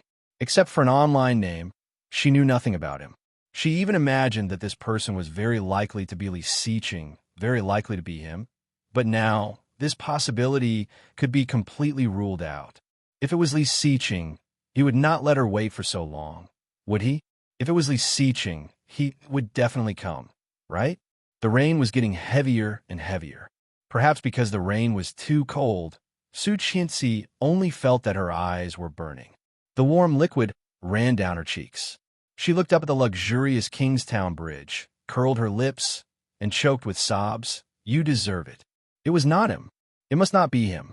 If it was him, he would definitely come. He loved her so much that he would not let her get wet in the rain, and he would not let her wait. If it was him, he would probably rush over and hug her, warning her sternly, "Don't come here again," or "Don't get wet in the rain again." Then he would carry her home, help her undress, and help her take a shower. That was Li Xiqing. Li Xiqing would not break his promise. He definitely would not. Leaning against the railing, Su Qianxi's hair was already wet. However, Su Qianxi did not feel cold. She felt like her heart was being torn apart. Under the heavy rain, Su Qianxi held her cell phone and burst into tears. However, she should not cry at this time, right? What a ridiculous scene. If someone saw it, they would definitely laugh at her. He laughed at her for overestimating herself, at her daydreaming, at her imagination, at her insanity. Su Qianxi also felt ridiculous. Forcing herself to laugh, she let out a laugh, but it was mixed with the sound of crying. Crying and laughing. She was like a psycho. That's right, isn't he a psychopath? She had long been a lunatic. Everyone said that she was delusional, and no one believed her. Everyone looked at her with sympathy. They sympathized with her stupidity and stupidity. Now, even she began to sympathize with herself. A gust of wind blew, and waves surged on the surface of the river. Su Qianxi looked at the boundless dark river, laughed, and said loudly, "Su Qianxi, how can you be so cheap? What a cheap bastard. Too cheap, too cheap. What right do you have to be so cheap?" Now, she did not even have the right to be cheap. Do you think you are still the Su Qianxi from before? Su Qianxi turned and walked toward the Bugatti, muttering to herself. It seemed to be self-mockery, or maybe it was just a statement. Without Li Xiqing, you are nothing. Dash. Chapter 6:16. The air conditioner was on in the car, and Su Qianxi shivered. Reaching out to turn off the air conditioner, Su Qianxi slowly started the car and drove on the way home. Just behind Su Qianxi, a long black Bentley was quietly parked by the bridge. Li Jinan watched the Bugatti leave, and there was anger in his eyes. But more than that, it was pity. However, it was precisely at a time like this that he couldn't go. Li Xiqing was still alive. He was still alive. He was his brother, the most respected and worshipped brother. He would come back sooner or later. Because he was Li Jinan, so he could not. The Bugatti slowly went away, and the black Bentley slowly followed, just out of her sight, until he saw the car driving back to the old house and into the front yard. Li Jinan's eyes slightly dimmed. Turn around and go home. Captain Li was sitting on the sofa telling stories to the children. Li Mosin and Li Jianyue were sitting on the sofa, and Li Jianxin was sitting on the ground holding a pillow, listening with relish. When he was fascinated, the sound of the door opening came from outside. Qin Shuhua and Li Xiao were watching TV. Sensing the door opening, they also looked over. Su Qianxi was soaked, and her eyes were a little red. She looked very embarrassed. Qin Shuhua was shocked and quickly greeted her. "What happened, Su Qianxi? How did you get like this?" "Mom," Li Jianyue shouted, and Li Jianxian also looked over. Su Qianxi glanced at the children and shook her head at Qin Shuhua. She forced a smile and shook her head. "It's okay. It's raining heavily outside. I couldn't avoid it and got wet." "Then you, crying like this because of the rain?" When Qin Shuhua was about to say it, Li Xiao pulled her hand. Su Qianxi saw it and smiled. "Dad, Mom, I'm going to take a shower first." Captain Li saw something was wrong and urged, "Hurry up and take a shower. Don't catch a cold." "Okay." Su Qianxi quickly walked in and returned to the room. The old man sighed faintly. His cloudy old eyes were filled with deep sorrow.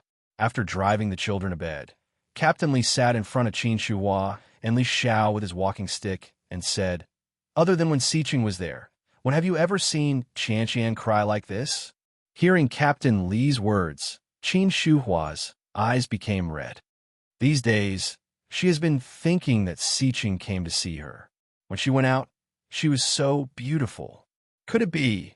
Li Xiqing had been dead for more than 4 years, and she still could not forget him. What should she do? How pitiful. Although Li Xiqing was her son, Qin Shuhua did not want her to remarry. However, how could Su Qianxi bear it if it went on like this? The old man sighed faintly and shook his head. "We can't let her go on like this. Let Ihan take her to the doctor tomorrow. Ihan is a very good child." Qin Shuhua and Li Xiao looked at each other without saying a word. Jing Sa was extremely scared. It had been 15 minutes since she called for Li Xiqing. However, there was no sign that the boy had arrived yet. This made Jing Sa nervous. Her heart, which had been calm after being undercover for 7 or 8 years, suddenly became nervous. Chapter 6:17. "Come back, come back, come back. If you don't come back, we will all die." Jing Sa's heart was pounding. Suddenly, there was a commotion outside, accompanied by the sound of high heels hitting the ground. God, so fast! Jing Sa subconsciously held her breath and pressed the transmission device hidden under her collar. "Hurry up! Hurry up! She is coming." The voice was very low, and it seemed insignificant under the sharp sound of high heels and the noise. Jigsaw tried to calm herself down a little, took a deep breath, and immediately the expression on her face returned to its previous state. No matter what, hold her back. Tang Minjing's tall figure walked in high heels, holding the phone and explaining something to the other side with a smile. Seeing Tang Minjing was so uneducated, Jigsaw already knew what was going on. The only people who could make Tang Minjing behave like this must be people from above. She bowed her head slightly, her body slightly bent. Jigsaw stood in front of the big iron gate and shouted, "Hello, Mississippi." Tang Minjing nodded and said, "Okay, I will confirm it and take a short video for you. But you have seen my defense here. How can he escape? And that guy's drug addiction is so strong. Even if he escapes, he will certainly not be able to resist." Jigsaw did not hear what was said on the other side. Tang Minjing sneered and said, "You are just speculating. Look at that person. How is he like Li Xiqing? Li Xiqing does not have such a non-mainstream hobby, dyeing his hair and wearing earrings. And how can Li Xiqing have such great strength? Don't you know how muscles are for drug addicts? If he had that strength, he would have run away long ago. Why is he still staying here to be ordered by us? And he escaped again and was chased by us." There seemed to be some excitement on the other side, and a faint voice came. "Anyway, quickly confirm if he is still here." No. Jigsaw even became short of breath. Li Xiqing should not be back so soon. What to do? Tang Minjing quickly hung up the phone and looked at Jigsaw. "Open the door. What are you waiting for?" Jigsaw felt that her heart was about to jump out. She lowered her head slightly and said, "That guy just took the medicine and should be asleep. He is inside, and he can't run away." Hearing this, Tang Minjing raised her eyebrows and asked, "What did you do to him? Don't dare to open the door, could it be?" Jigsaw's heart skipped a beat. She quickly shook her head and said, "No, it's just what?" In Jigsaw's mind, countless thoughts came up. However, there was no one inside. No one. What should he do now? Was he going to let her in just like that? Jigsaw's heart was pounding. Even when she was undercover for the first time, she was not so nervous. Tang Minjing looked at Jigsaw and felt even more suspicious. She said, "Jigsaw, I trust you very much. Open the door." Jigsaw lowered her head slightly, nodded, and took out a bunch of keys from her pocket. Usually, when Jigsaw opened the door, she was not fast, but in front of Tang Minjing, she never dared to delay. But today, Jigsaw's movements seemed to be deliberately slowed down, unspeakably slow. Something was wrong. Chapter 6:18. Jigsaw's heart was about to jump out of her throat, and she said loudly, "No. God, did this bastard come back or not?" Jigsaw felt like she was going crazy, holding Tang Minjing's hand tightly, with an unspeakable panic on her face. Tang Minjing felt even more suspicious, pushing Jigsaw away and opening the doors one after another. A big iron door, a big wooden door, and then a big railing door. After several layers of defense, Tang Minjing opened the last barrier. As soon as she entered, she turned on the big fluorescent light. Jigsaw's face instantly became pale. Looking in, the first thing that entered his eyes was a huge, solid iron gate with a huge lock. However, in the big room, there was no one. The quilt that should have been bulging was folded, and the pillow was placed on the quilt. Tang Minjing's face changed, walked in quickly, and roared, "Where is he? Did he run away?" Jigsaw's body almost turned to jelly, but she quickly calmed herself down and called, "Mr. Li." "What?" An impatient voice came from the toilet. This voice was full of impatience, but it was Li Xiqing's voice. Jigsaw almost knelt down, scared that her heart was about to fly out. She had already cursed in her heart, but at this time, Jigsaw needed to calm down. "What are you doing?" Tang Minjing breathed a sigh of relief, turned to look at Jigsaw, and said, "Isn't he still here? Why are you so nervous?" Jigsaw was speechless for a moment. Suddenly, she heard the sound of flushing in the toilet. A tall figure came out, his back slightly bent, and he did not look as domineering as he used to. His short black hair was a bit uneven because he had been trimmed for a long time. Li Siqing wore a wrinkled shirt, but in such an environment, his expression was still full of arrogance and laziness. Slowly putting down his sleeve, Li Siqing returned to the bed and sat down. He glanced at Tang Minjing and sneered.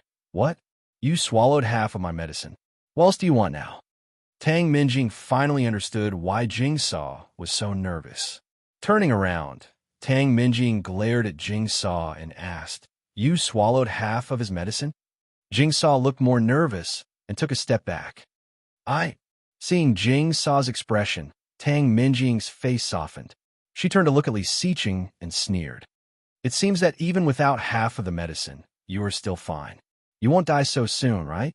Li Siqing stared at her with a sullen face and glanced at the bloodstains on his white shirt sleeve. "Ha ha ha!" Tang Minjing was so happy that she turned around and glanced at Jingsaw. "What are you afraid of? You are one of us. Just keep him alive, but you have to be careful." Jingsaw seemed to be relieved and overjoyed.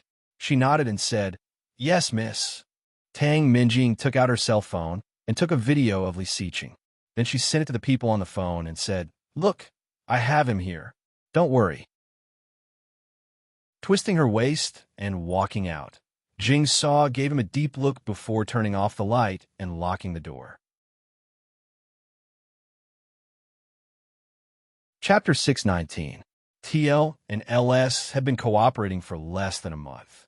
Just at the last moment of the cooperation, LS broke out a major piece of news.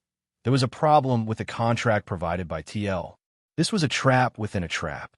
If LS fulfilled its contractual obligations according to the contract, then LS would lose more than 1 billion yuan. Fortunately, the vice president of LS, Li Jinan, discovered it in time and used it as evidence to take TL to court. This matter suddenly caused a sensation in the entire business circle. For a time, the entire TL group was in chaos. However, at this juncture, several other partners of TL actually requested to terminate the contract at the same time and were willing to pay a large amount of compensation to terminate the contract. In less than a month, TL Group, which was originally a well-known domestic company, suddenly carried a major debt, and the entire company was in a panic. TL's corporate image in China also plummeted. Within TL, the vice president, whose status was second only to Tang Qing, absconded with the money when TL's stock market plummeted.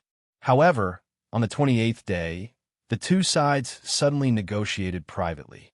Ms. Tang Qing, the main person in charge, paid a very satisfactory compensation to LS Group on behalf of TL Group. After this matter, Tang Minjing's status in the eyes of the people above was not as good as before. Without a doubt, the benefits he received were also greatly reduced. Li Siqing was lying in the small room, listening to Jingsaw talking to him about these things he had caused, and his lips curled. As expected, all of these things were within his calculations. TL had collapsed. In less than 2 days, Tang Minjing would definitely come to him with the people above. If he guessed correctly, at most 3 days, the Bo family would ask to transfer him. At that time, he could enter the Bo family in one fell swoop. The stock market of LS had been rising recently. In less than a month, the Li family had reached its peak in recent years, and it was still rising. The good result was all thanks to the cooperation between L and Li Jinan. It had been 25 days since L stood her up. Su Qianxi sat in the office, yawning. This matter was like a dandelion in her heart, blown away by the wind, but there were still umbrella-shaped flying catkins appearing from time to time to disturb her thoughts. For example, today, in Su Qianxi's mind, she thought of the question again. Who is L? At the same time, a message appeared on the computer. L, sorry, I had something very important to do that day. Su Qianxi looked at the line for a long while before reaching out her hand and typing on the keyboard. Whatever, Li Siqing looked at her words and felt very uncomfortable. He couldn't imagine what it would be like when Su Qianxi said those words with such an expression and attitude. It must be very sad. Li Siqing felt even more guilty, but he did not reply. The door was open from the outside, and Jingsaw came in. She looked at him deeply and said, The people from above are here to see you. Li Xiqing pretended to be surprised and panicked, but in his heart, he was very calm.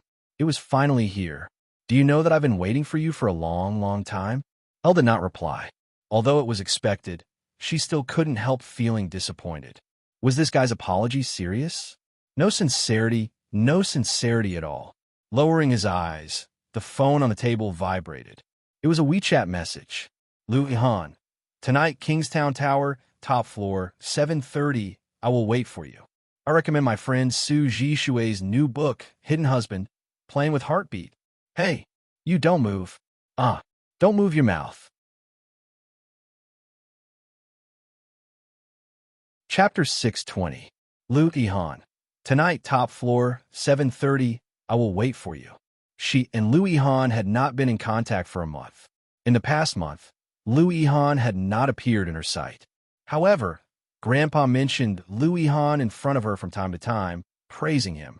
Every time she heard it, she just smiled and did not speak. Seeing this message from Lu Yihan, she picked up her phone and replied, "What's wrong?" Lu Yihan. Something urgent, crying. Su Qinxi. Well, do you have dinner?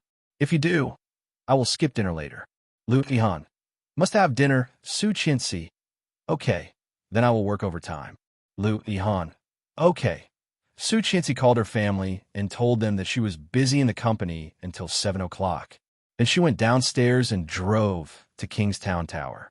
The highest floor of Kingstown Tower was the 108th floor. The sightseeing elevator was transparent. Su Qinxi looked at the night view around her and felt unprecedentedly peaceful.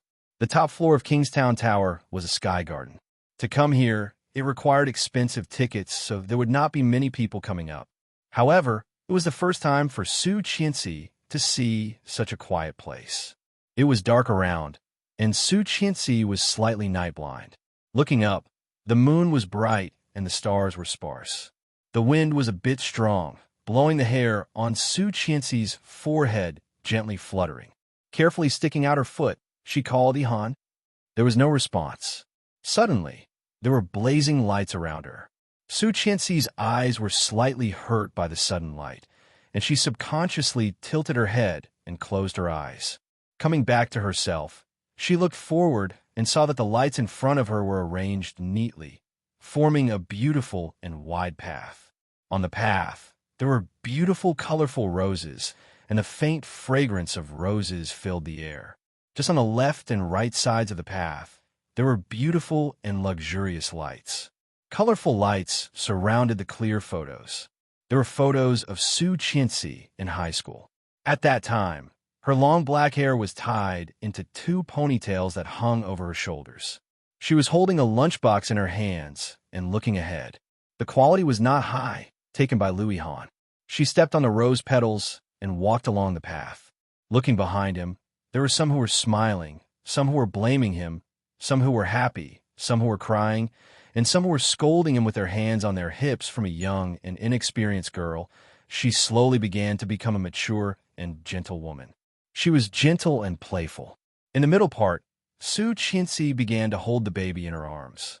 Gradually, the baby became bigger and bigger, from 0 years old to more than 3 years old. The number of children had also increased from 2 to 3. After the photos arrived, it was a group photo of Su Qinxi and Lu Yihan. When they were in high school, the two of them had their arms around each other's shoulders, smiling at the camera and making peace signs. Su Qinxi looked over with a smile on her face. But when she saw the last one, memories flooded in. Her eyes softened, and her gaze fell on the figure gradually appearing at the end of the path. Lu Yihan was holding a large bouquet of red roses in his hands. It was rare for him to dress up today. She didn't wear glasses and even had her hair styled. Very handsome. However, Su Qinxi's smile suddenly faded. Looking at Lu Yihan, her expression was complicated.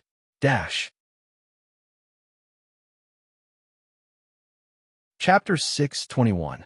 Lu Yihan noticed a change in her expression and smiled. Holding a large bouquet of roses, he slowly walked up to her. Su Qinxi looked at him and felt scared for no reason. Subconsciously, she wanted to retreat and escape. However, When she saw his affectionate eyes, she suddenly lost the courage to escape. Lu Yihan approached step by step, with a sunny and handsome smile on his face. Looking at Su Qianxi, he said, "Qianqian, you are early." "Yes, I'm early." The big clock on the top floor showed that it was only 7:13. However, Lu Yihan knew her very well and had already expected that she would arrive early. Holding the flowers in his hand, Lu Yihan slightly moved forward and asked, "Let's eat first?" Su Qianxi reached out but did not take it. Her hands paused in the air. In her mind, she suddenly thought of one thing. He seemed to have never given her flowers. They had been married for a year, and they had been together for a year. She had experienced all kinds of details, thoughtfulness, and warmth, but he had never given her flowers. Su Qianxi was a bit dazed, staring at the brilliant 99 roses in front of her. But soon, she looked up and looked at Lu Yihan. Lu Yihan was looking at her with a pair of peach blossom eyes with infinite tenderness. Putting the flowers in her hand, Lu Yihan walked directly behind her, gently pushed her, and said, "I made you your favorite steak and soup. Do you want to try my new dishes?" Su Qianxi was gently pushed by him, holding a large bouquet of roses, and soon saw a table. On the table, there were 2 covered plates, and in the center was a beautiful flower-shaped candle, side by side. The flame was covered by a white glass lamp. The wind was a bit strong, but the flame was still intact. Su Qianxi was pushed to the table, and Lu Yihan pulled out a chair for her. "Miss Su, please sit down." Su Qianxi looked at his expectant and handsome face, pursed her lips, and said, "Yihan, sit down first." Lu Yihan pulled out the chair, gently pushed her to sit down, and said, "If you have anything to say it after dinner, okay?" Su Qianxi felt like there was something in her heart that could not be vented. Uncomfortable, indescribably uncomfortable. She and Lu Yihan should not be like this. Lu Yihan helped her open the lid. The steaming steak was still smoking, and it seemed to have been cooked not long ago. Exquisite soup, exquisite dishes, and exquisite desserts in front of him. They were all Su Qianxi's favorites, but they looked different for what she usually ate. Lu Yihan knew her. Even Li Xiqing did not know her as well as Lu Yihan did. She wiped her hands with a wet paper towel, picked up the spoon, and took a sip. Very fragrant, very strong. It could be seen that he had put a lot of effort into it. "But, Yihan, Qianqian," Lu Yihan interrupted her and smiled. "Let's eat first, okay?" He was afraid that she wouldn't be able to eat anymore. He was afraid that she would never want to see him again. Today, he had decided to do this, and he had already mentally prepared himself. Or step into heaven, or he would be consigned to eternal damnation. Su Qianxi looked at him and said, "I think of you as a good friend. Always, I know." Lu Yihan stood up and came to her side, looking down at her. "But I don't want a friend. I want you. Dash." Chapter 6:22. Although she had expected it, hearing it for real, Su Qianxi still panicked and quickly stood up. However, Lu Yihan reached out and quickly pressed her down. Her pair of eyes, under the dazzling and resplendent lights around her, looked like a demon, gorgeous and beautiful to the extreme. He looked at her, his eyes full of anxiety. Lu Yihan slowly said, "Why don't we make a bet?" Su Qianxi was fascinated by his eyes and subconsciously asked, "What? Didn't you insist that he is still alive?" "Yes, he is still alive," Su Qianxi blurted out without hesitation. Looking at him, she said firmly, "Last time, my daughter and I were saved by him. If it were not for him, I'm afraid we would have fallen to our deaths." Hearing this, Lu Yihan felt a bit sad. He was dead. He was dead. Everyone knew he was dead, but why was she unwilling to accept it? Looking at her, his eyes filled with pity, Lu Yihan slowly said, "Then let's make a bet." Su Qianxi pursed her lips and looked at him without speaking. If he is still alive, if the person last time is really him, then he will definitely come back. He hates me, you know. Lu Yihan smiled self-mockingly. He wants to beat me up every time he sees me, so he will never tolerate you marrying me, right? Yes, very right. In the past, She did not understand Lu Yihan's feelings for her, but he had seen it clearly. Therefore, he tried to keep Lu Yihan away from her. Every time he saw Lu Yihan, it was like seeing an enemy, and he quickly hid her behind him. Su Qianxi knew all this. Hearing Lu Yihan's words, she nodded. So, he will not tolerate you marrying me. If he is not dead and is still alive, he will definitely come back and make trouble. Lu Yihan looked at her with a bit of secret begging in his eyes. You know his methods and his character best, don't you? Yes, he will not accept it. Su Qianxi's eyes trembled, looked at him, and asked, You mean we can use this method to force him out? If Li Xiqing did not want to come out, she could not find him. Yes. Lu Yihan nodded against his will. Try it. Marry me. If he comes out, I will let go and never bother you again. But if he doesn't come out, can you give me a chance? Yihan, children need a father. Lu Yihan looked at her. You're not alone. Qianqian, you have children. The 3 children have already accepted me. If you let me be their father, it would be the most suitable, wouldn't it? Do you want to raise 3 children by yourself and be a single parent for the rest of your life? This is not fair to the child, Qianqian. However, if she accepted him, it would be the greatest injustice to him. Li Xiqing had lived in her heart for 2 lifetimes. Other than him, there was no room for another man. Su Qianxi looked at him, her eyes slightly wet, and her voice slightly choked. You know, I have been waiting for him. It is impossible for me to regard you as anything other than a friend. Yihan, I try it. If he is still alive, he will definitely come back to stop you from marrying me. Qianqian, don't you want to see him? Chapter 623. How could she not want to? For the past 4 years, she had dreamed of seeing him. Every day when she woke up and could not see him, she felt empty. However, in this way, would he really appear? Would he? She did not know. Li Xiqing was more sophisticated than she had imagined. Why he hid, she did not know. Why he did not come back, she did not know. However, she wanted to see him very much. He was still alive, he must be alive. Last time at the amusement park, that person must be him. It must be. Lu Yihan saw that she was moved and said again, If he loves you, he will come back. If he was still alive. She finally couldn't hold it anymore and burst into tears. Lu Yihan took out a velvet box from his pocket, knelt on one knee, opened the box, looked at her, and said slowly, Marry me, will you? Su Qianxi's tears fell even more fiercely. Looking at him, she pushed the box and said, Yihan, I will not love you, you know that. These straightforward words were like a butcher's knife, ruthlessly chopping into his heart. In an instant, blood splashed, and it was terrible. However, Lu Yihan still forced a smile and said, I know, I don't care. Their days were still long, very long. There was no reason that he couldn't be compared to a dead man, right? Li Xiqing was already dead. Sooner or later, she would forget him and accept him, Lu Yihan. She would accept him sooner or later, and he could afford to wait. Su Qianxi looked at him, put her hands behind her back, and said, I care. I want to wait for him to come back clean. She had guarded her heart. She also wanted to guard her body. Because of her insistence, Li Xiqing did not have a funeral from beginning to end. Although the public had magnified the news of his death to every corner of the country, she believed that he was not dead. She would not let him come back and see the word widowed written on the marriage column of his wife. She would not let him come back and see the name of another man written on her marriage column. This was her only purity for him. She loved him, and she wanted to keep all the best of her for him. Even if he didn't want to come back, she would stay for him. She wouldn't have any regrets when she grew old and died.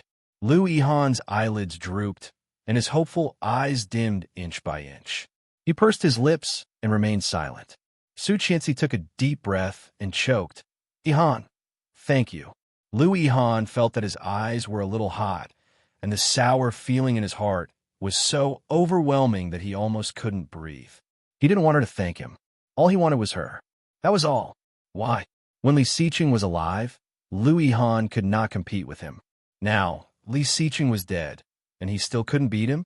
It was as if a piece of his heart was missing. A single word of thanks was not enough to make up for it. Liu Yihan did not speak, still maintaining that posture in front of her. After a long while, she whispered, "I want to try." Just 4 words, but the fire in Liu Yihan's heart, which he thought had been extinguished without a trace, was ignited again. Looking up in surprise, Liu Yihan looked at her incredulously. "You're right. If he still loves me, he will come back. This is his home, his children, his parents, and his grandfather. If he is still alive, there is no reason for him not to come back. Just once, let her try." Chapter 624. This Weibo post shocked a lot of netizens and people in the business circle. In less than an hour, this Weibo post had become a trending topic. Curses, blessings, sighs, mockery, doubts, and all kinds of comments had reached more than 80,000. This Weibo post was very simple, with only 4 words, an emoji, and an attached picture. The attached picture was a long light path, with 2 rows of photos on the left and right. The path was covered with rose petals, a bunch of big roses, and a ring. Along with it, there was Su Qianxi's delicate and gentle face with a light smile. Next to her, there was a man. Only half of the man's face was taken, but this half was enough to attract many girls. There were also people who were familiar enough to recognize who this deity was. Su Qianxi, bless me, smile. There was an uproar below, private messages and all sorts of messages popping up endlessly. Your mom blew up a BB. No way. She was at the amusement park not long ago, and now she has a new lover. Su Qianxi, handsome scheming bitch. Bless my goddess. It's been 4 years. The child needs his father. Love, love. Meng meng meng meng yao. You should have done this earlier. It's good that you got over it. Mr. Lee will bless you in heaven. Candle. Happy. 888888. My goddess is so beautiful. Who is that man? I can look at his profile for a year. Color. A charming and sexy woman. You can't pretend anymore, right? It must be very fun to have such a big company all by yourself. You even have a boy toy. I admire you. Like, there were all kinds of comments. Su Qianxi glanced at them and collapsed on the bed, looking up at the ceiling. Suddenly, her phone rang. It was Li Jinan. Is it Liu Yihan? Yes. Li Jinan was silent for a moment and asked, "Do you like him?" Su Qianxi held the phone and did not answer. "Sister-in-law, you can't marry him." Li Jinan's voice was firm. "Why?" "Because my second brother is still fine. He is not dead." Su Qianxi's heart skipped a beat, feeling sad for no reason. "I know. Then why did you promise him?" "I want to try."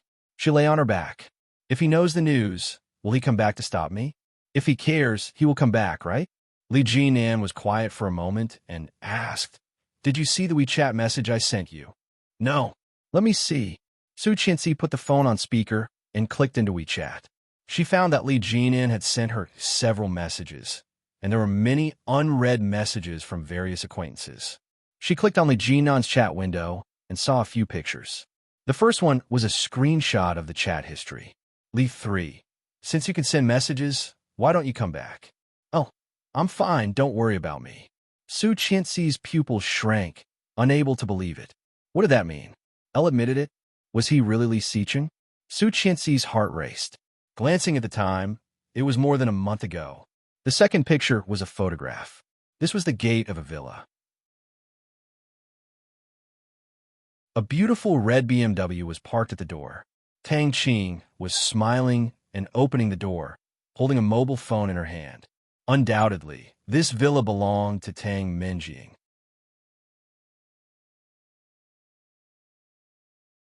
Chapter 625. Su Qianxi's heart was pounding. Vaguely, it seemed that she had discovered a big secret. However, that feeling instantly disappeared without a trace. Finished. Li Jinan's voice came over, and his voice rose slightly. "Come out to the living room." Su Qianxi immediately turned over and ran out barefoot. Li Jinan was wearing a tight-fitting t-shirt, which accentuated the contours of his muscles. He was sitting on the sofa, half bent over the coffee table, fiddling with a laptop. Holding the phone in his hand, he looked up and saw her. He hung up the phone and waved at her. Su Qianxi sat down, and her eyes fell on his laptop. There was a small video playing on it. Looking at the angle and the light, it should have been taken with a hidden small camera. Probably something like a brooch or a tie. Jing saw, "I'm here to deliver the medicine." The woman called Jing Saw stood up, picked up the so-called medicine, dipped it in some, smelled it, and nodded. "Okay, go out. There's food. The people inside haven't eaten yet, right?" "Oh." Jing Saw took it. "Leave it. It's better to eat it while it's hot." Miss Tang just said to let him finish eating early and start working early. There are still very important things to do. Jing Saw heard this and was very impatient. She waved her hand. "Why is the person who delivered things so annoying today? What's he talking about? You won't die. Don't worry. Well, then I'm going. Go away." Jing Saw's temper was really bad. She threw the food prepared for the people inside on the table next to her and continued to play games. The person could not get close, and the direction of the camera quickly changed. Li Jinan turned off the video, looked at Su Qianxi, and said, "My brother is locked inside." Su Qianxi stared at the darkness on the screen, and an uncontrollable anger rushed up, making her even a little short of breath.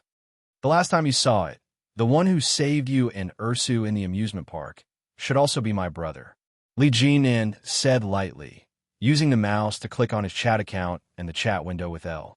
The two sentences that Su Qianxi just saw suddenly appeared on the screen. "This L is also my brother. He takes drugs." Su Qianxi turned to look at Li Jinan. "Tang Minjing gave him drugs.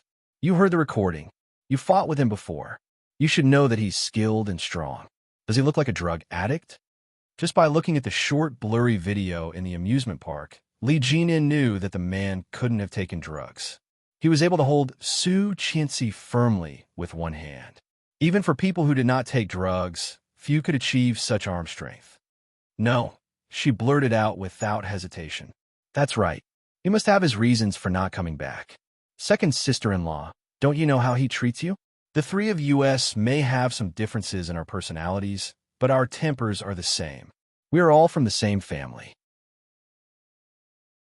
Li Jinan looked at Su Qianxi with his deep and dark eyes, hiding a trace of emotion that Su Qianxi could not understand. His voice was calm as he said, "What he has decided will not change. He has decided on you, and only you. He only has one home. As long as he is still alive, he will definitely come back. Therefore, she could not marry Louis Han. That kind of guy did not deserve her. Dash." Chapter 6:26. Su Qianxi was destined to be with only Li Xiqing. Li Jinan looked at her and clearly saw the change in her eyes. He said in a low voice, "When it comes to him, you can't calm down." Fortunately, with her cleverness, she understood immediately. She was a little confused and looked up at Li Jinan. Li Jinan actually looked very similar to Li Xiqing, especially that pair of eyes, the same beautiful eye shape, and the same pitch-black pupils. However, compared to Li Xiqing, Li Jinan was less indifferent and arrogant. In the past 4 years, the arrogance he had when he just came out of the army had been polished. At 29 years old, Li Jinan had a unique charm of a mature man. Unlike Li Xiqing's indifference and arrogance, Li Jinan was always indifferent, like the stars and the moon. He was clearly in front of her, but she could not see through him. Many times, he just looked at her lightly, but there was always a kind of depth that Su Qianxi could not understand. Su Qianxi's heart was in a mess. When she met his eyes, she was even more upset. "Uncle, what should I do now?" Panic. She couldn't stop panicking. Su Qianxi had completely lost her composure at this moment. She had lost her mind and could only look at Li Jinan for help. "I don't know what his plan is, but I don't think it will be a small matter." Li Jinan looked at his computer and quickly pulled up the contract with TL. "This contract was made by my brother. This trap was used by him when he framed Tang Zhenghao. The technique is exactly the same. It is certain that he is now TL, and TL has declared bankruptcy. I think my brother's purpose has been at least half achieved." His fingers jumped on the keyboard, and Li Jinan quickly pulled up another page. Bo's musical instruments. Bo's group, Music Bo Xiao. Su Qianxi's eyes widened. There were two strings in her mind that quickly collided. Li Jinan looked at her expression and knew that she had figured it out. He said, "The company behind TL is the Bo Group. TL's rapid development over the years has an inseparable relationship with the Bow Group. It's worth mentioning that although TL has been developing rapidly over the years, there are only a few big deals. Many of them are collaborations with small companies, but the deals have reached tens of millions, some even hundreds of millions. Money laundering. Su Qianxi had fully understood. She looked at Li Jinan and asked, "You mean, he's probably dormant now? He wants to—" "Yes.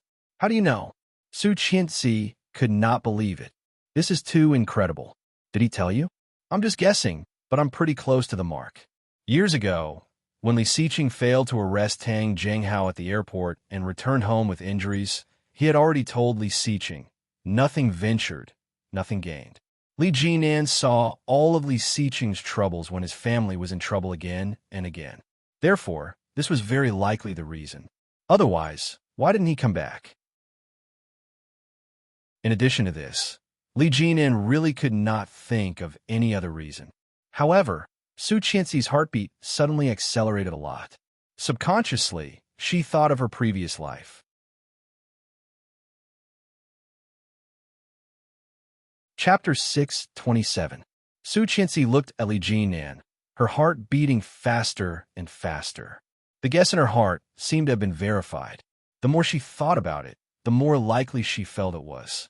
At this time in his previous life, Li Jinan was doing something that made Grandpa and his parents angry. Now Li Xiqing was missing. He was still alive, but he did not want to go home.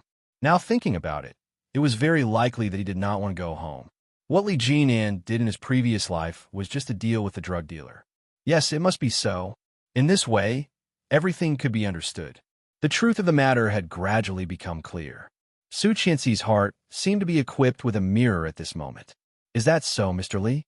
Su Qianxi had lived 2 lives, and it was the first time she had made such a bold guess. If it was really so, then she would wait. She had waited for 4 years. She would wait for him to come back, even if it was another 4 years. But what about Louis Han? 4 years was an extremely long period of time for anyone.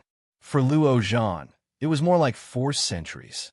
In the past 4 years, he shared a room with Louis Han. Every day, he ate, drank, and slept. Occasionally, he helped clean up, watched porn, and played video games. However, inexplicably, after living with Louis Han, the number of times he dreamed of women gradually decreased. On this day, Luo Zhan took a shower as usual and lay in bed. However, Luo Zhan had always been a light sleeper, and it was difficult for him to fall asleep. It took him a long time to fall asleep. Gradually, he began to fall asleep. He dreamt that he was lying on the bed with his naked body sprawled out on the ground. He was secretly happy. Finally, he was going to dream of doing something embarrassing with a girl. After a long time, Luo Zhan was looking forward to it. Finally, after a long time, Luo Zhan was about to smoke a cigarette with the person in his arms, but when he turned his head, he suddenly saw a tough man's face. Luo Zhan suddenly woke up with a cold sweat. Lifting the quilt, he found that his crotch was wet. However, why was the other party, that person? Damn it, what the hell? Luo Zhan lifted the quilt, jumped out of bed, and went to the bathroom to take a shower. When he came out, Louis Han had already come back. Louis Han was particularly handsome today. He sat on the sofa with the computer on his knees and a smile on his lips. He seemed to be in a good mood. Luo Zhan rubbed his hair with a towel, leaned over, and sniffed him. There was a faint fragrance, like the smell of flowers. "Hey, what's wrong with you today?" Luo Zhan threw the towel on him and said, "Are you in heat?" Lu Yihan crumpled the towel and threw it back, laughing. F***ck off. Luo Zhan, on the other hand, had goosebumps all over his body because of his laughter. His mind suddenly remembered the subtle feeling in the dream just now. His body tightened, his legs clamped, and his eyes fell on him again. He actually felt a little thirsty. Damn it. Luo Zhan coughed and walked around the sofa to look at his computer screen. It was actually a Weibo post, and the blogger was Su Qianxi. After seeing the pictures and words on Weibo, Luo Zhan's eyes widened, and his first reaction was to blurt out, "No."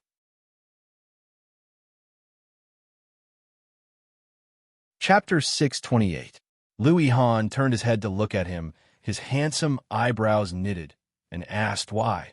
Luo Zhan's voice paused, and soon he looked at him with indignation and said loudly, "You are poaching her, do you know that? She is my brother's wife. That guy's been dead for so long. Do you want Qianqian to be a widow all the time?" Louis Han was upset, glared at him, and quickly turned back to look at the computer screen, which was one of the few photos they had taken together in the past few years. Luo Zhan was not very comfortable and angry. He reached out and pushed the back of Lu Yihan's head and said, "If she likes you, she would have accepted you long ago. She has a special liking for our second brother and is loyal to him. Why are you still sticking to her? Aren't you a bitch? Get out." Lu Yihan slapped his hand away. "So what? I like it." Luo Zhan looked at his happy look and was annoyed. He said sarcastically, "You are in the right to be a mistress." "What mistress? Li Xiqing died a long time ago, didn't he?" Lu Yihan turned off the computer and put it away. He looked back at Luo Zhan with displeasure and anger in his eyes. "If he was still alive, I would never have such thoughts. When he was still alive, did you see me approach her?" Luo Zhan was speechless and felt suffocated. Lu Yihan stood up and loosened the button of his suit. His voice was distant and meaningful. "Everyone has the right to pursue happiness. Qianqian is a good girl. Luo Zhan, you can't let her continue to stay with a dead man. It's not fair. It was not fair to her or to him." Luo Zhan felt even more suffocated. His eyes fell on the computer screen, and he said, "She accepted you? Sooner or later." Lu Yihan took off his suit, revealing a thin light blue shirt inside. Lu Yihan's figure was very good. At the moment, the thin shirt was sticking to his body, outlining all the lines below. Luo Zhan glanced at it and could not look away. Seeing Lu Yihan's puzzled eyes, Luo Zhan rolled his eyes and turned back to his room. Closing the door, Luo Zhan found that his heart was beating surprisingly fast, and his cheeks were slightly hot. My God! Luo Zhan was going crazy. Is this a ghost? F***CK. No, I have to go to the gathering in a few days. I was scared to death. However, he could not let Su Qianxi marry this guy. How could second brother close his eyes in the netherworld? Why did she have to marry Lu Yihan? Luo Zhan was disappointed. He picked up his phone and sent a WeChat message to Su Qianxi. "Sister-in-law, have you really made up your mind?" "No. Why does it have to be him? Lauer will crawl out and beat him up. You know how much second brother hates him." Sai. Lu Yihan watched him return to the room weirdly, laughed, unbuttoned his shirt, and quickly entered the bathroom. When he came out, there were a few new messages on his phone. "Qianqian, Yihan, shall we have lunch together tomorrow?" Lu Yihan smiled and replied, "Okay." He clicked on another message. It was from someone he hadn't seen for a long time. "You Lily, congratulations. You're finally going to succeed." Lu Yihan, "Thank you." When Yu Lily saw the news, she thought that she would be heartbroken and cry, but unexpectedly, her heart was very calm. There were no waves, no ups and downs.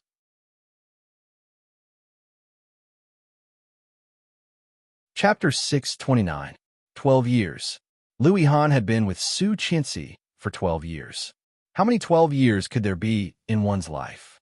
Yu Lily was lying on the bed, holding the phone and opening the desktop. This was a group photo. The girl in the photo looked domineering, holding the phone in both hands to take a selfie. Just behind the girl, a man in a burgundy suit, with a slightly evil smile, crossed his arms and a pair of blurred and beautiful eyes, looking down at the girl's face. "Long time no see, yo." Li Xiqing was blindfolded and thrown in the back seat of the car. There was a pungent perfume next to him. It was Tang Minjing. His hands were tied behind him, and his eyes were blindfolded. Li Xiqing's hearing was particularly sharp. In addition to the sound of people in this area, there was the sound of insects squeaking at night. The car drove for a long time. Li Xiqing calculated in his heart. After about 70 or 80 minutes, the car stopped. The speed was very steady, about 40 to 50 kilometers per hour, which meant that it was not far from the villa he had just come out of. From the last investigation, he had already found that TL was just a camouflage, and the real nest hiding in Kingstown was actually somewhere else. The car stopped at about 5 traffic lights on the way, went up 2 slopes, and once on the highway. Most of the time, there was noise around. That was to say, this place was in a relatively prosperous place, but now it was very quiet around here. Most likely, it was downtown or a relatively high-end community or office building. Li Siqing estimated in his heart, and was soon taken out of the car by 2 bodyguards. After entering, Li Siqing heard the sound of a card being swiped. But the surroundings were still very quiet until they got on the elevator. The elevator quickly rose. 2 bodyguards took a blindfolded man with his hands tied. There was no sound of doubt. People here must have been used to this kind of situation. This building was probably owned by the Bo family. But it was impossible to use the name of the Bo family, and there would be another name that was loud and would not be suspicious. However, where would this place be? Ding! About a minute later, the elevator arrived. Li Siqing's heart slightly moved. According to the frequency and time of the elevator's rise, it should be 48 to 50 floors. There were not many high-rise buildings in the center of Kingstown. Tang Minjing did not speak from beginning to end. When they got up, she picked up the phone and said, "Hello, we are on the top floor. Should we go straight to the VIP room?" Top floor? Li Siqing searched for similar buildings in his mind, but before he could figure out where it was, he was pulled into a room and pushed hard. Li Siqing felt the surroundings became dark and silent. They've locked him up again. About 10 minutes later, the door was opened. The sound of high-heeled shoes stepping on the ground could be heard. At the same time, there were sounds of people scrolling through Weibo. "Hey, Li Siqing, I have great news for you." Tang Minjing's voice was sharp and deliberate, and her laughter was full of sarcasm. "It's about your wife. Do you want to hear it?" Li Siqing listened and felt something was wrong. Pursing his red lips, he did not say anything. Tang Minjing sneered. "Boring. Stop pretending. Let me tell you, your wife is getting married." Dash.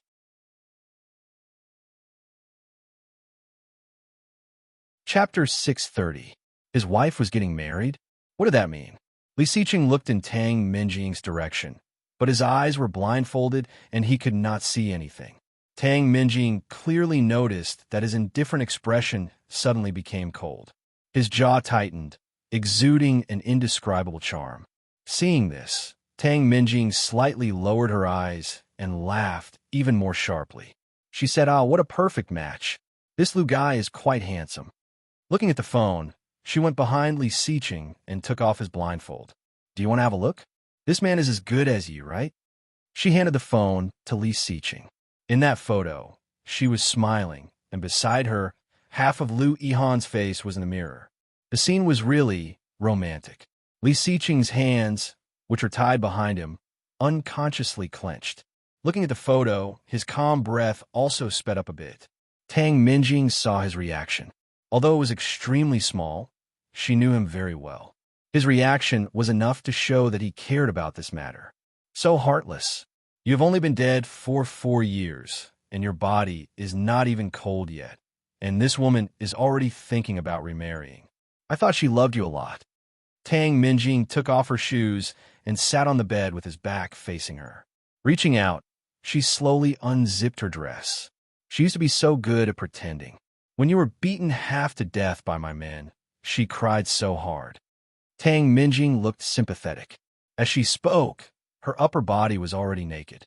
Li Siqing subconsciously looked at the mirror not far away, which reflected Tang Minjing's appearance. However, it was only a glance before he immediately looked away. Tang Minjing sneered. "With such acting skills, it is a pity that she is not in the entertainment circle. Don't you think so?" Taking off the last piece of clothing, Tang Minjing slowly leaned over and gently rubbed his back. Li Siqing looked even colder. With a straight face, he closed his eyes and growled, "Get out." Tang Minjing had expected this reaction, so she did not mind it at all. She straightened up, walked back to the wardrobe beside the bed, opened it, and chuckled.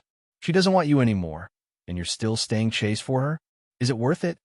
Li Siqing pursed his lips and did not say anything. Tang Minjing put on a robe, opened a bottle of red wine, and slowly poured it into the decanter on the dining car. Taking out 2 crystal glasses, She poured the crimson liquid into them and walked to Li Siqing, gently shaking the glasses. Barefoot, every step was slow and graceful. Her sexy wavy hair was casually tied up, with some loose strands hanging down from her forehead.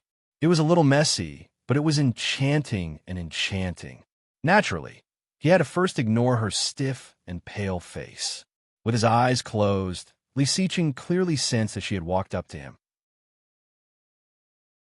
Tang Minjing slowly sat down in front of him, handed him one of the cups, and chuckled.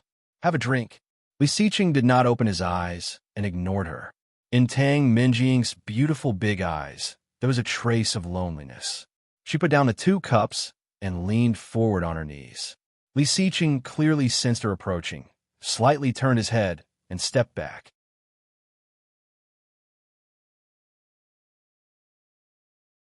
Chapter 631. Li Siqing was shocked. Tang Minjing's movement caught him off guard. Caught off guard, he had already fallen on the carpet. His hands were pressed, and it hurt a little. But what made Li Siqing even more surprised was that Tang Minjing, wearing only a thin nightgown, clung to him, then held his face with both hands and approached his lips. Li Siqing felt nauseous and struggled to get up. At the same time, he twisted his body and kicked her away. Li Siqing's body quickly turned to the side. Tang Minjing fell to the ground and smiled coquettishly, letting the nightgown open. 2 plump, white legs crossed each other, charming and seductive. "What? Don't pretend. After so many years without a woman, don't you want one?" If it was Su Qianxi, of course, he wanted one. But for Tang Minjing, Li Siqing got up from the carpet, leaned on the edge of the sofa, and ignored her. This was a suite. The living room and bedroom were independent, completely transparent, luxurious, and beautiful, showing the unique style of the owner. Tang Minjing took 2 wine glasses and walked toward Li Siqing. Gently blowing on his face, she said, "Drink this glass of wine, and I will take you to see her. How about it?" Li Siqing fixed his eyes on her, with suspicion in his eyes. "You don't believe me?" Tang Minjing reached out and reached behind him. Li Siqing's face suddenly became darker, and his gloomy face was full of warning. "Get out." Tang Minjing did not listen to him and said carelessly, "I'm helping you untie. What are you going to do?" "I'll do it with you if we're in bed. Do you want to try?" She reached behind him and pulled hard. The rope immediately loosened a little. Li Siqing felt a little strange. What did this Tang Minjing want to do today? Tang Minjing leaned over and whispered, "In the past few years, you should have a lot of evidence of the Bo family's crimes, right?" Li Siqing was caught off guard by her sudden words, and his heart skipped a beat. His dark and deep pupils suddenly shrank. Li Siqing looked at her, pretending to be calm, narrowed his eyes, and said slowly, "What? In the past few years, do you think I don't know?" Tang Minjing held her glass and chuckled. She sat in front of him and looked at him. "You're undercover, right? In the past few years, the financial information of the Bo Group has been leaked. The police have got a lot of evidence. You really hid it from me." "What do you mean?" "You invaded the Bo Group through TL, collected the transaction records and bills of the Bo Group, and then secretly transmitted them to the police. But I can't figure out how you did it. You were locked up for so long, disabled for more than a year, and started taking drugs 2 years ago. How did you do this?" Tang Minjing put the glass in front of him and chuckled. "I didn't understand it before, but now I do. You have an accomplice, right?" He looked at her coldly, expressionless. "Who is his partner?" Tang Minjing asked softly. There was a hint of sarcasm in his eyes. "Why must it be me?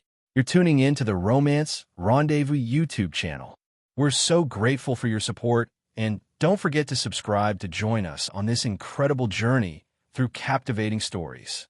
Your generosity through donations truly makes a world of difference, as it's the primary source of revenue that allows me to expand and enhance this channel for you. Thank you from the bottom of my heart for being a part of this adventure.